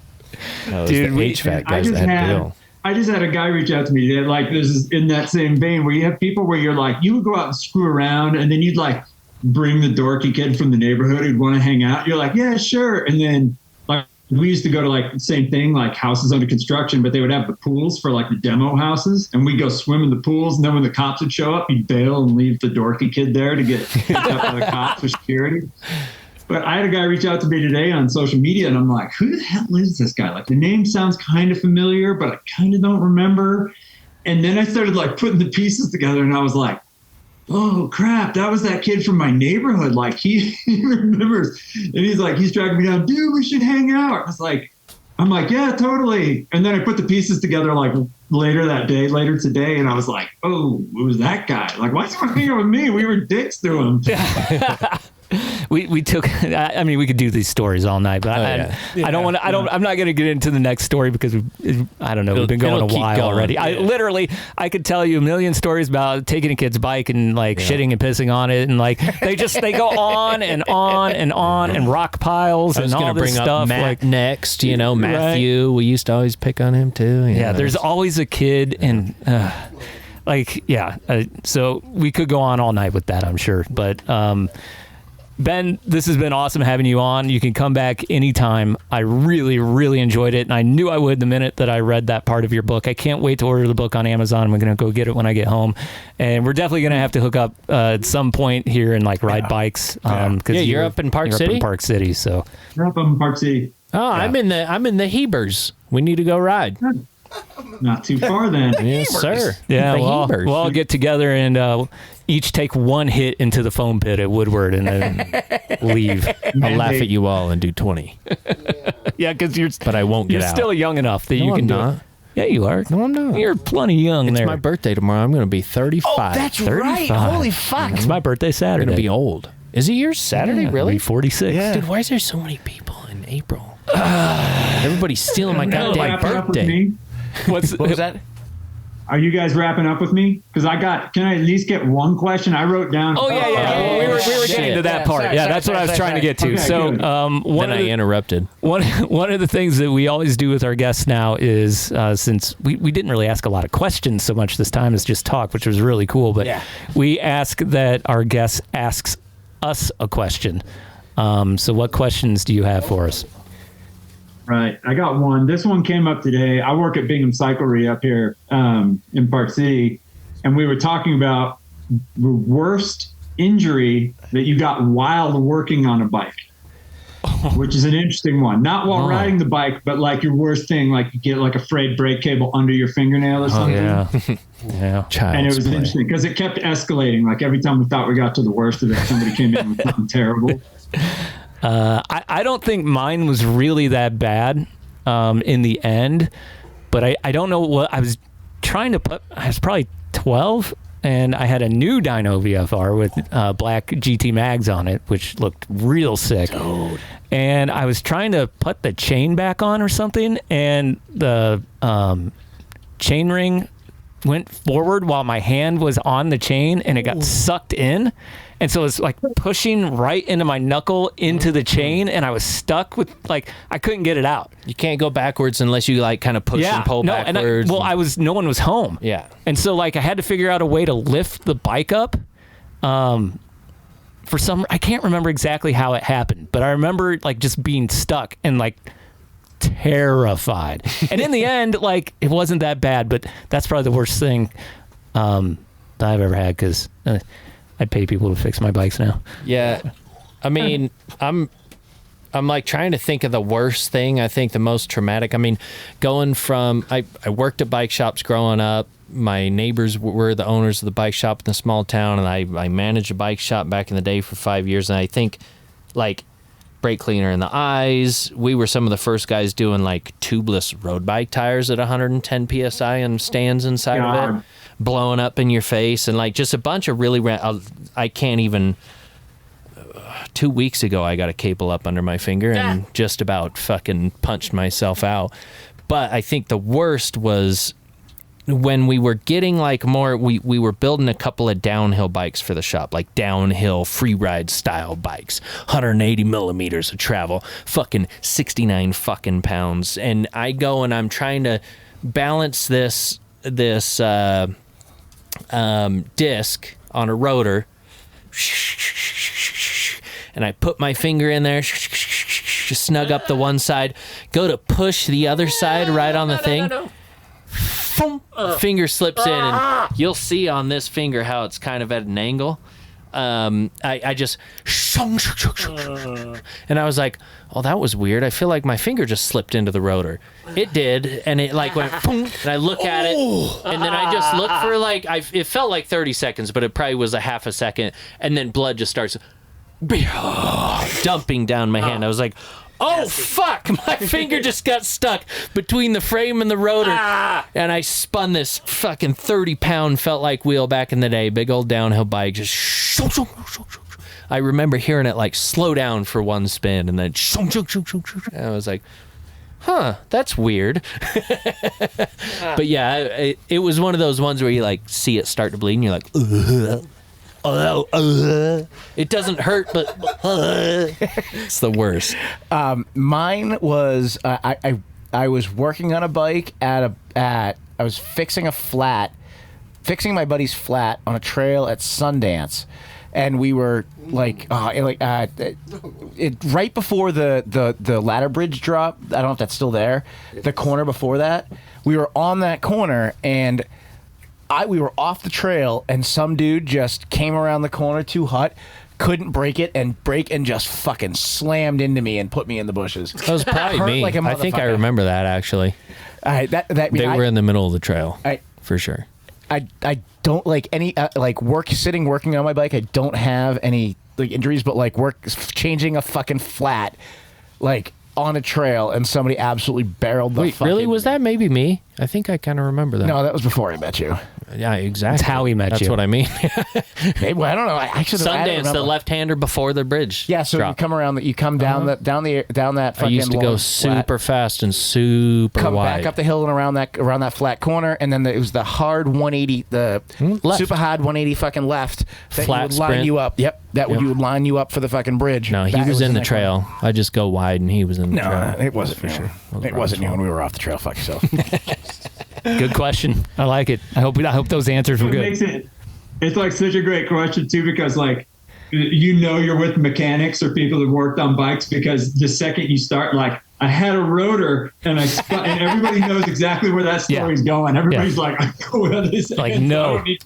Don't even finish it. I got too used to the rotors. Yeah, rotors came out. They were awesome, and then you slip your finger into one while you're putting the.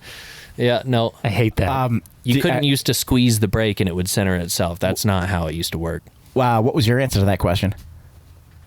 I had a BMX fork, and when they had the press-on bottom race, and I had that tool, and was hit it and look, the slide tool hit it, look, and I put this webbing part of my thumb. Oh no! Over the race.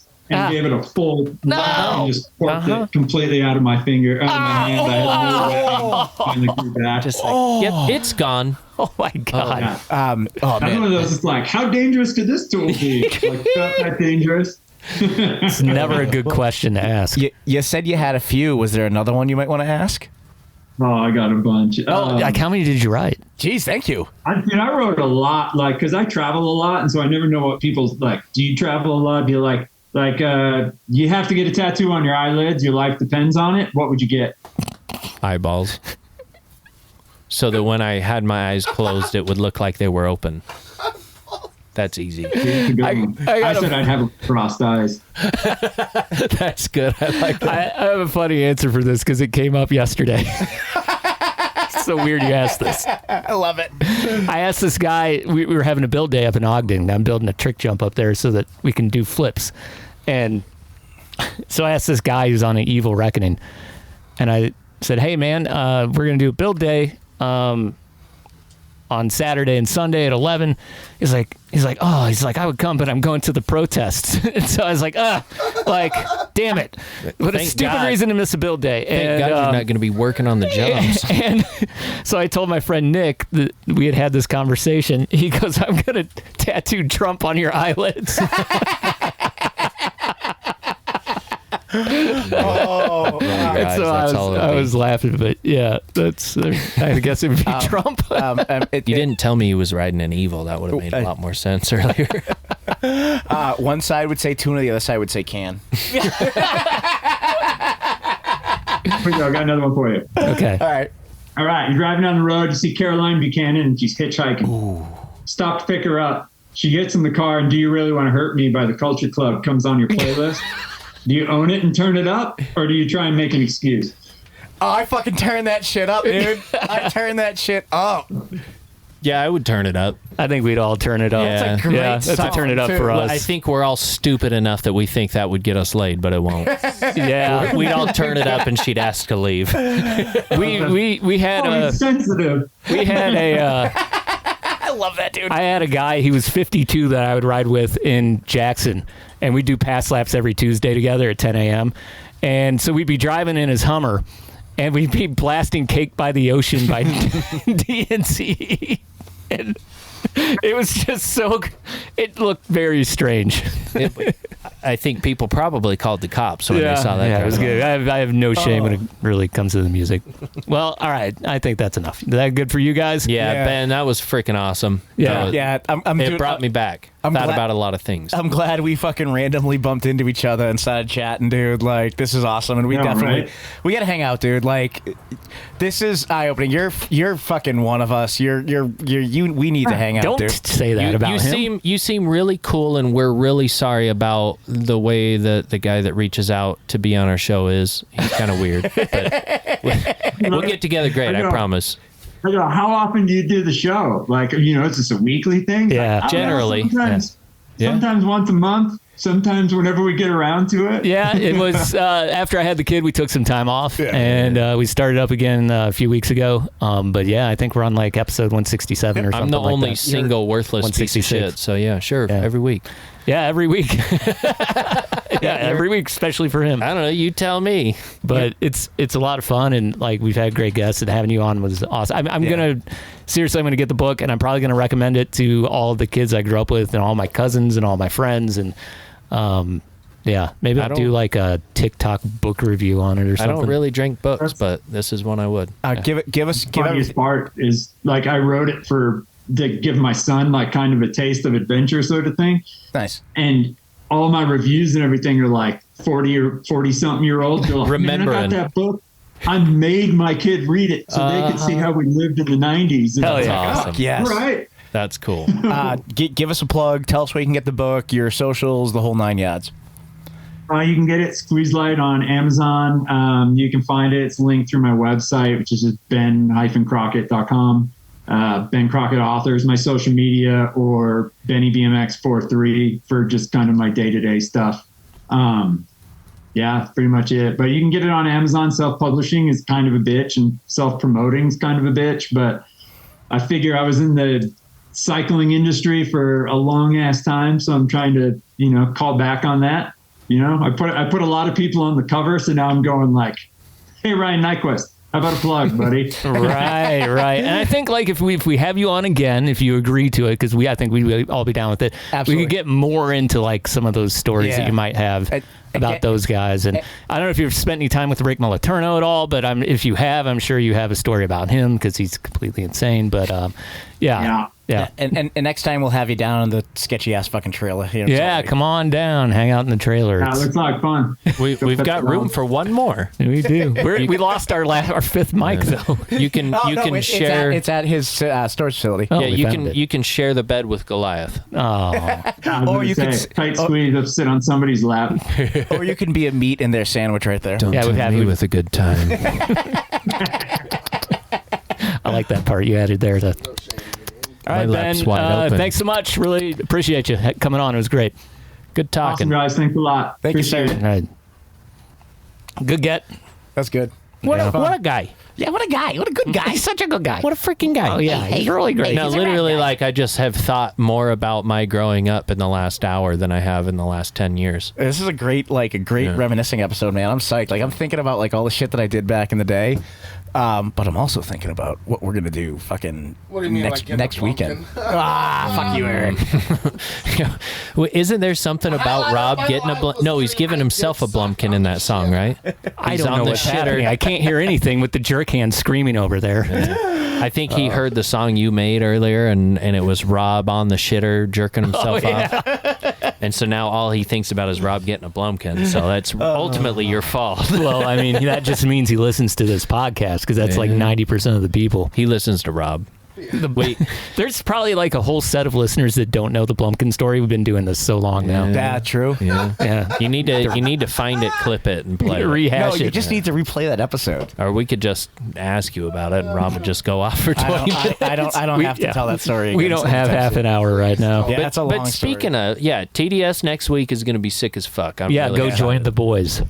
Come join the boys. Yes. Will you say the exact dates that you were going to be there so people know? TDS is going to be April 25th 24th through the 7th. So it's going to be 25th through the 7th, practice being on the 25th, first race day 26th, and second race day 27th, along with the proceedings. And everything is a good time. Friday night, there's a showdown, And there's also an enduro moto race, and it's actually a lot of fun. Go get drunk, watch them all. Yeah, we'll be there. We'll be there that Thursday, the 24th, and departing the Monday, the 28th. I'm so sounds like pumped. Rob's gonna. So I'm just saying this sounds like it because we're not bringing the old touchy trailer. Rob's gonna bring his newer, fancier one, and it's a Geo Pro. Yeah, it sounds. Fuck you! It's not a Geo Pro. It's a Geo Ho. Sounds like we're gonna bring shit. We're gonna do a show. Yeah, we're gonna do a show. All right. So the two of you. Am I going to be on the show? Am I going to like call in? You should. Like, You should. Hey, so how's that going to work? We'll put a link up on Zoom. Just check our Instagram. You'll be able to join. I'm just going to recruit anybody to come in and hang out with us, and we're just going to shoot the shit. I could be on the show, and then I can record locally, and I'll just dub myself in. We can do that. Yeah, we'll figure it out. Once I get settled there, I'll text you and let you know kind of what we're going to do. We should have Jesse and James and all those guys. Everybody that's fun. Fucking Sebastian is. We'll boke Smoles, and since there's not, Sebastian and Joe and whoever else is going to be on. I actually have to give a big shout out to fucking Sebastian Normand. Will you stop sucking Seabass's dick? Dude, he does. I like sucking his dick. Ask Eric. Ask the jerk hand. He'll tell you. Is this what the jerk hand talks about all the time? Oh, every day. Hey, Seabass, congratulations. You're going to get the best blowjob at TDS. Well, you're on the I'm shitter. staying at his house on Wednesday night. How you paying for that? Hey, what? He's going to accidentally leave his bathroom door open while he's taking a shit. He knows you. I tripped. Whoops. Oh, Seabass, I'm sorry. Oh, shit, I didn't notice you were taking a shit. That's why I'm not staying there Thursday night. So yeah, I'll have my trailer there, and I'm driving overnight. I will be missing that. If you get there, come find us, hang out with us. I'll have some giveaway stuff with me. Who knows what? I have some stuff. If you get on Peacock, NBC, 10 p.m., you'll not see any of that on there. But you should get on your social media and watch everything to do TDS Enduro. Yeah. Get on their page. They post a bunch of good shit. Yeah, and there's wobble-offs. And we'll do a recap with who knows who the week after we get back. Yeah, there's always somebody. Yeah. Sounds good. So, what's question of the week? The question of the week is make up a word, and we'll make up a definition. I forgot about this. Actually, and I'm guessing we might have gotten a few more. Just a few. Just a couple of one or two or a few. Let's start with the member who's not here tonight. A high grain. A high grain. High grain. What's a high grain? I hear migraine. So, like, it's like a high grain. Oh, it's when you get high and you get a migraine. That's a high grain. Wait, I thought that you get a migraine, then you get high and it goes away. Yeah, that's how I do it. That's how you wish it works. No, you get a migraine, you're like, I'm going to get high, it'll make it feel better. Just like when my wrist was snapped into pieces and I'm at home with fucking 8 bolts into my bones, and I'm like, I'm not taking painkillers. I'm going to get high. This will make me feel better. I feel it so much more. It's a high grain. You think it's going to help, but your migraine turns to a high grain. You ever gotten just baked and like gotten more annoyed by the world? Oh, 100%. Every time I get baked. Like, I can't watch The Office when I'm baked. These dumb motherfuckers. What are you doing? What is wrong with you people?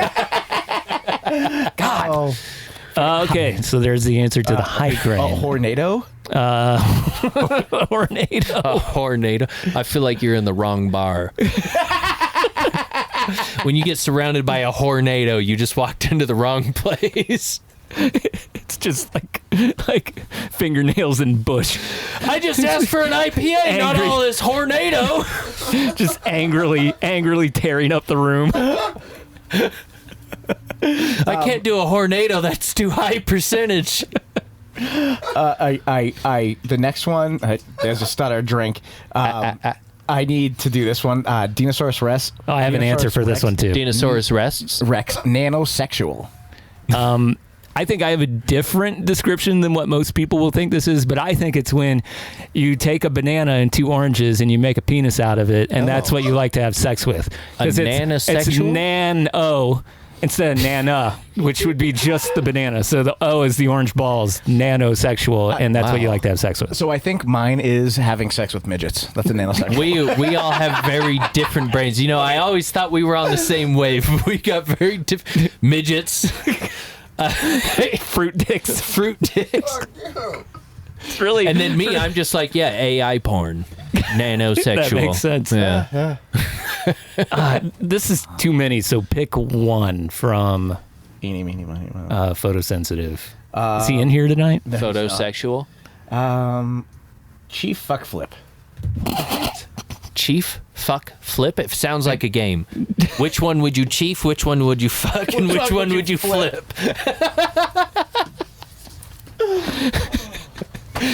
Did I read that wrong? No, that's chief fuck flip. It's your interpretation of what it is. Yeah, sorry, that's all I think about all day as I hear words, and I'm like, that's fucking stupid. From Nasty Nate, Cumpster. Oh, that's easy. Do I even need to answer that? It's the dumpster behind a fucking fertility clinic. It's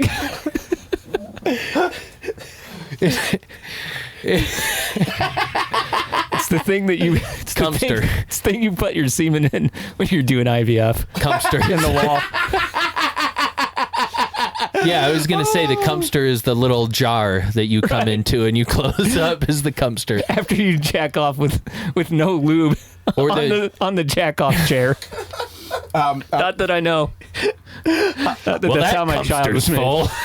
I'm not going to say... Do not read that one. I'm not going to say that one, but I will give Gabe Bendley a shout-out for this one. Cunt Questador. I think everyone's going to be able to see it in the... If they look closely enough in the video, they'll see what you don't need to say. No, Cunt Quistador? Cunt Quistador? Yeah, what's a conquistador? Because a conquistadore, that's, but a conquistador, I feel like it's the female version of a conquistador. Right? Yeah, but she's super bitchy. Yeah, no, exactly. Yeah, the conquistador. Yeah. She's not like happily like taking over the Aztecs. No. She's being a cunt while she's doing it. Total bitch while she's doing it. I don't think it's just get my sword scratched up. Fuck you.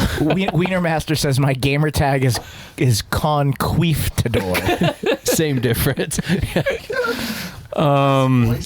From Slick Honey Soaked Cougar, Drainus.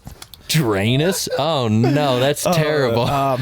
We didn't talk about hardly any of this kind of stuff until we allowed the listeners to be part of the show again. Until we stopped talking with our educated book writing guest that we had, then we started talking about cum and a drainus. See, we were talking about the thing, why we're uncomfortable in certain situations. It's because we went from that to this. It's because this is what we bring up. Yeah, normal people won't. It's Curb Your Enthusiasm in real life.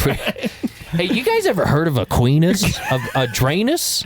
A queenus? And a queenus. Well, what's a queenus? What's a drainus? A queenus is just a trans dick. A queenus is what you need to drain us. Oh, I like Slick Honey so Cougar's second Honey answer to that. Wait, we never answered what a drainus is. It's when you... It's a proper anus. It's just a drainus. Well, it's everything out, nothing in. Or when you really, really have to like shit and it's liquid and it just drains a little bit. You just squirt a little bit. It's Rob on the shitter while he's jerking off. That's a drainus. You need to just clip that part of that song. Oh man, that's so funny. Just don't do Slick Honey So Cougar's other one. Just funny. The clitoris? I can't. Clitoris or clitoris? Clitoris. Well, none of us know what that is. I don't know what that is. I don't think we can define that one. No one here can. And then finally, Hayden from 15.7 says, what is a poogie? What's a poogie? Not a pookie, but a poogie? No, we know what a poogie is. A poogie's what I had today while I was trying to ride my bike. I went over, I got out of my truck, I'm like getting my shoes on, I'm like, shit, I gotta piss. And I like took the day off, had to get a delivery. It was like noon, I'm up in Heber, I was like, I gotta piss. I run over to the trees, I go, whip it out. I'm like, oh, I gotta fart. And instead I had a poogie. I was like, wait, was that air or was that shit? And you don't know until you start to walk or you sit on your bike. Then you know if you have a poogie. Good That's answers. my poogie. Is that like a dry version of a fucking shat? A shark. Yeah, something like that. Where you just don't know if it's a shit or a fart or a this or a that. Great question of the week by whoever thought of it. That would be Chief. It showed up. So next week we're not doing a show. No. Jimmy's not here this week, obviously. I know you probably didn't know that because he never says anything anyway. But here's how you won't know there's no Baiku to do tonight, which is really sad. It's usually the best part of the show, too.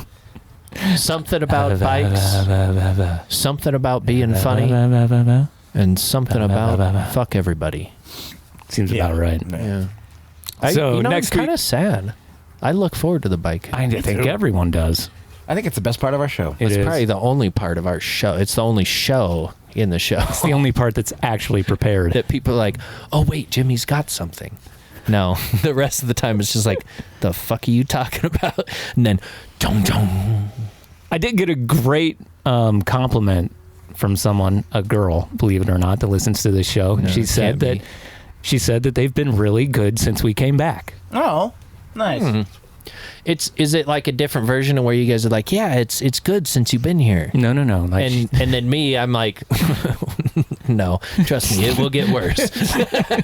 Just give it time. Just wait. Wait, you haven't listened to enough of them, have you? I still insist that the best versions of this show were with him on it. I think so too. Him being JP. Yeah. Oh, I was. I think a lot of people feel that way. Yeah. I wasn't sure if he was pointing at his dick or what it was. Wait, so you... He like kind of went like him and he hit the table. Yeah. It's whenever since we started talking about the tuna can. When my queenus starts talking. Once I realized I've drainist. Couldn't call it. But I've accidentally had a poggy. A poogie. A poogie. Rob's like, yeah, a poggy? You playing pogs? Let me tell you, it's a fucking pog. It's a poogie. So you two will be at TDS next week. Yep. I will try and join you on Zoom. Yep. So we won't have a show next week, but we'll try to have a show next week. Something Friday like a night? show next week. Friday night, if we don't get too drunk watching the Enduro Motos. Yeah. I'm gonna try to fucking get some people together and get us up, get them up to. Bring a round table in. Yeah, no. Cycle them in. Cycle them in like they're in a Hornado. So what we'll do is we'll have a Hornado. Well, we have the mic set up, and people are taking a shower, and people that are on deck for the shower because we parked by the shower. We're not weird. We can interview people half naked after they're covered in poison oak. Yeah, why don't you do like a man on the street? You go out there and be like, perfect. How wet are your balls right It's now? funny you said that because How are your balls? Because I bought one of those old school news looking microphone adapters. Notice how he's like old school. For the microphone, the Roadcast microphones I have. Right. And I'm gonna put Gnar Couch stickers on all four corners and do like a man on the street. Yeah, go do it. Yeah, really Him explaining that is jerking off. Something. I did it a few years ago. I didn't do enough of it last year. I want to do more of it this year, and I want to do more stuff and just engage more with people because the people there are so fucking awesome. And I'd really like to just, chat with people, chat with the athletes. That's why they don't want to engage with us. They like they're all we're not awesome. They like Rob's us. like, hey, you want to come do a show? They're like, dude, I just got done riding for 2 days straight. I'm fucking tired. I'm trying to shower. That's why we're gonna do it on fucking Friday. They do like that little thing with. Have you seen on Instagram with our new NHL team here where they have? It's obviously, I think it's a girl because her fingernails are painted, but who knows? Mm-hmm. And she has like this little tiny microphone with like the thing you're talking. It's called a flag, I think, is what they call that. And what'd you call me? And so she asks the guys a question after every practice. Mm-hmm. And so like as they've become worse as the season went on and knew they weren't going to make the playoffs, they've hated doing it more. You can totally tell. And so yesterday, before they got eliminated by the St. Louis Blues in a 6-1 loss, and the Blues went on to the playoffs. I don't know how Boston is. God knows. We stole your coach too. First and anyway, they hate it. They fucking hated it, and they wouldn't answer the questions. And it's like them walking away like, I'm not fucking answering that. Those are my favorite ones. Do like they did, like she does. Well, on the hockey fucking front, first time in NHL history. Oh yeah, this is weird. That the Bruins, Rangers, and Penguins all did not make the playoff. Yeah, I saw that. Crazy. Go figure. Bunch of fucking losers. So we're gonna be around there. We're gonna be hanging out. We're gonna have stickers. Puto as our correspondent too. He's going to be there. We're going to have a good time. Jerkan's going to be there setting stuff up. Come find us. Maybe you'll get a Fenda. Maybe you'll get a Top Cap. Maybe you'll get a Blowy from Jerkan won't do anything for us other than hand out beers. If you need a beer, go to Jerkan. If you need to learn how to blow people, just go with Rob to Seabass's house. He'll show you. Yeah. You're going to ride with Rob on the way down. It's going to be Goliath and I. And Rob, you just get the microphone set up and then give it to me and we'll go bug people. Wow. I was thinking about just setting them up, like, if it's nice out, setting it up outside. I like that idea. Getting people just come in and hang out. It should be a walk-by. It should be this on the patio. Yeah, that's our first remote broadcast. That's what I think. Yeah. What I think I'm going to try to do. So I want to go do a remote broadcast at the Draper Bike Park. I think that'd be hilarious. We should call them Hornados. live this Saturday at 7 p.m. It's Hornado with the Gnar Couch Podshow. Your local Hornado at Draper Cycle Park, 7 p.m. Tuesday night. I need to do like a parody thing now with that, like a Hornado warning.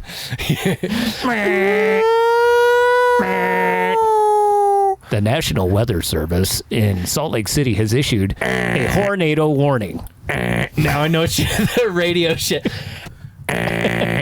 Well, I mean, wouldn't also Hornado be what happens during Sunday with all the LA bitches?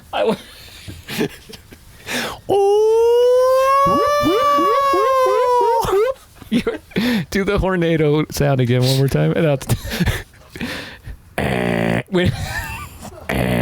This is the exact.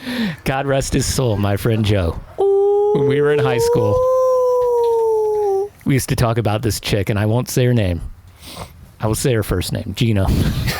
Gina or Gino? Gina? And that noise you made is exactly the noise that he said she thought she made if she were to get fucked in the ass. It's exactly the same. Wait, which one? The siren or the alarm clock? The alarm clock. Oh God, it's her. How do you even? Oh yeah.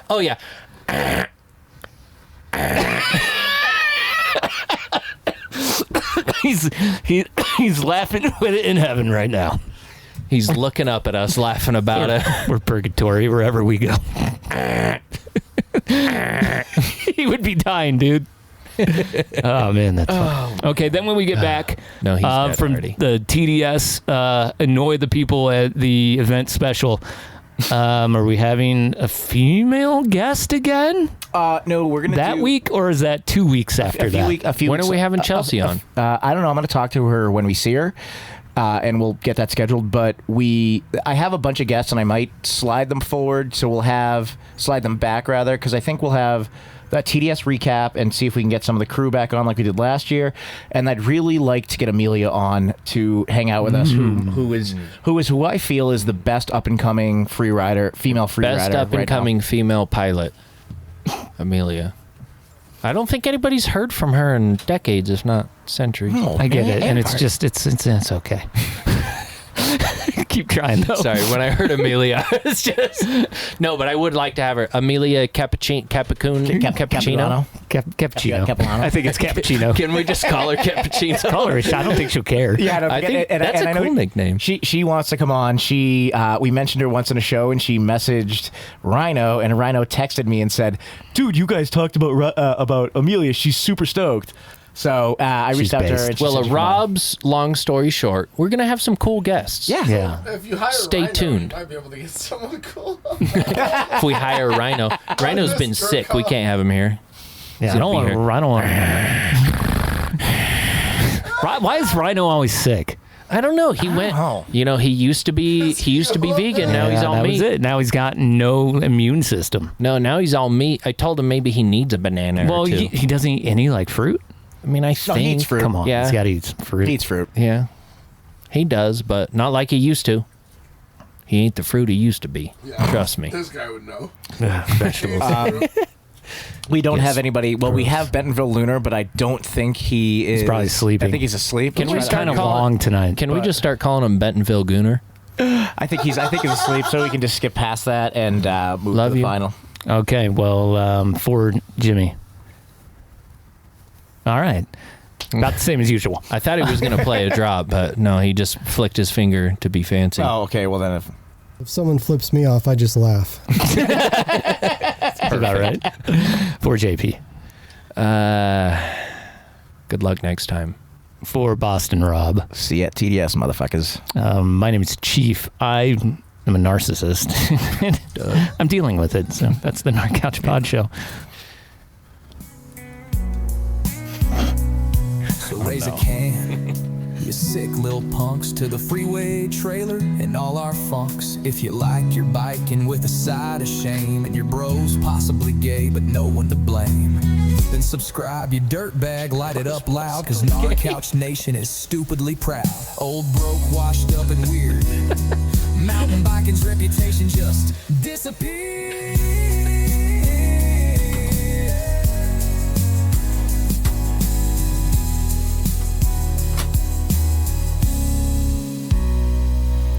We talk bikes, but not that much. Mostly dick jokes and emotional crutch. Rob's got glitter in his beard again. But Ben Crockett's here. Book deal and all. But now he's sucking Wi-Fi in our bathroom stall. In our bathroom stall. We're a mountain bike podcast in name alone.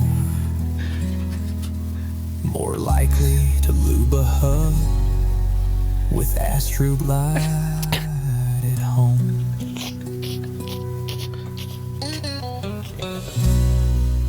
Gnar Couch is the gnarliest.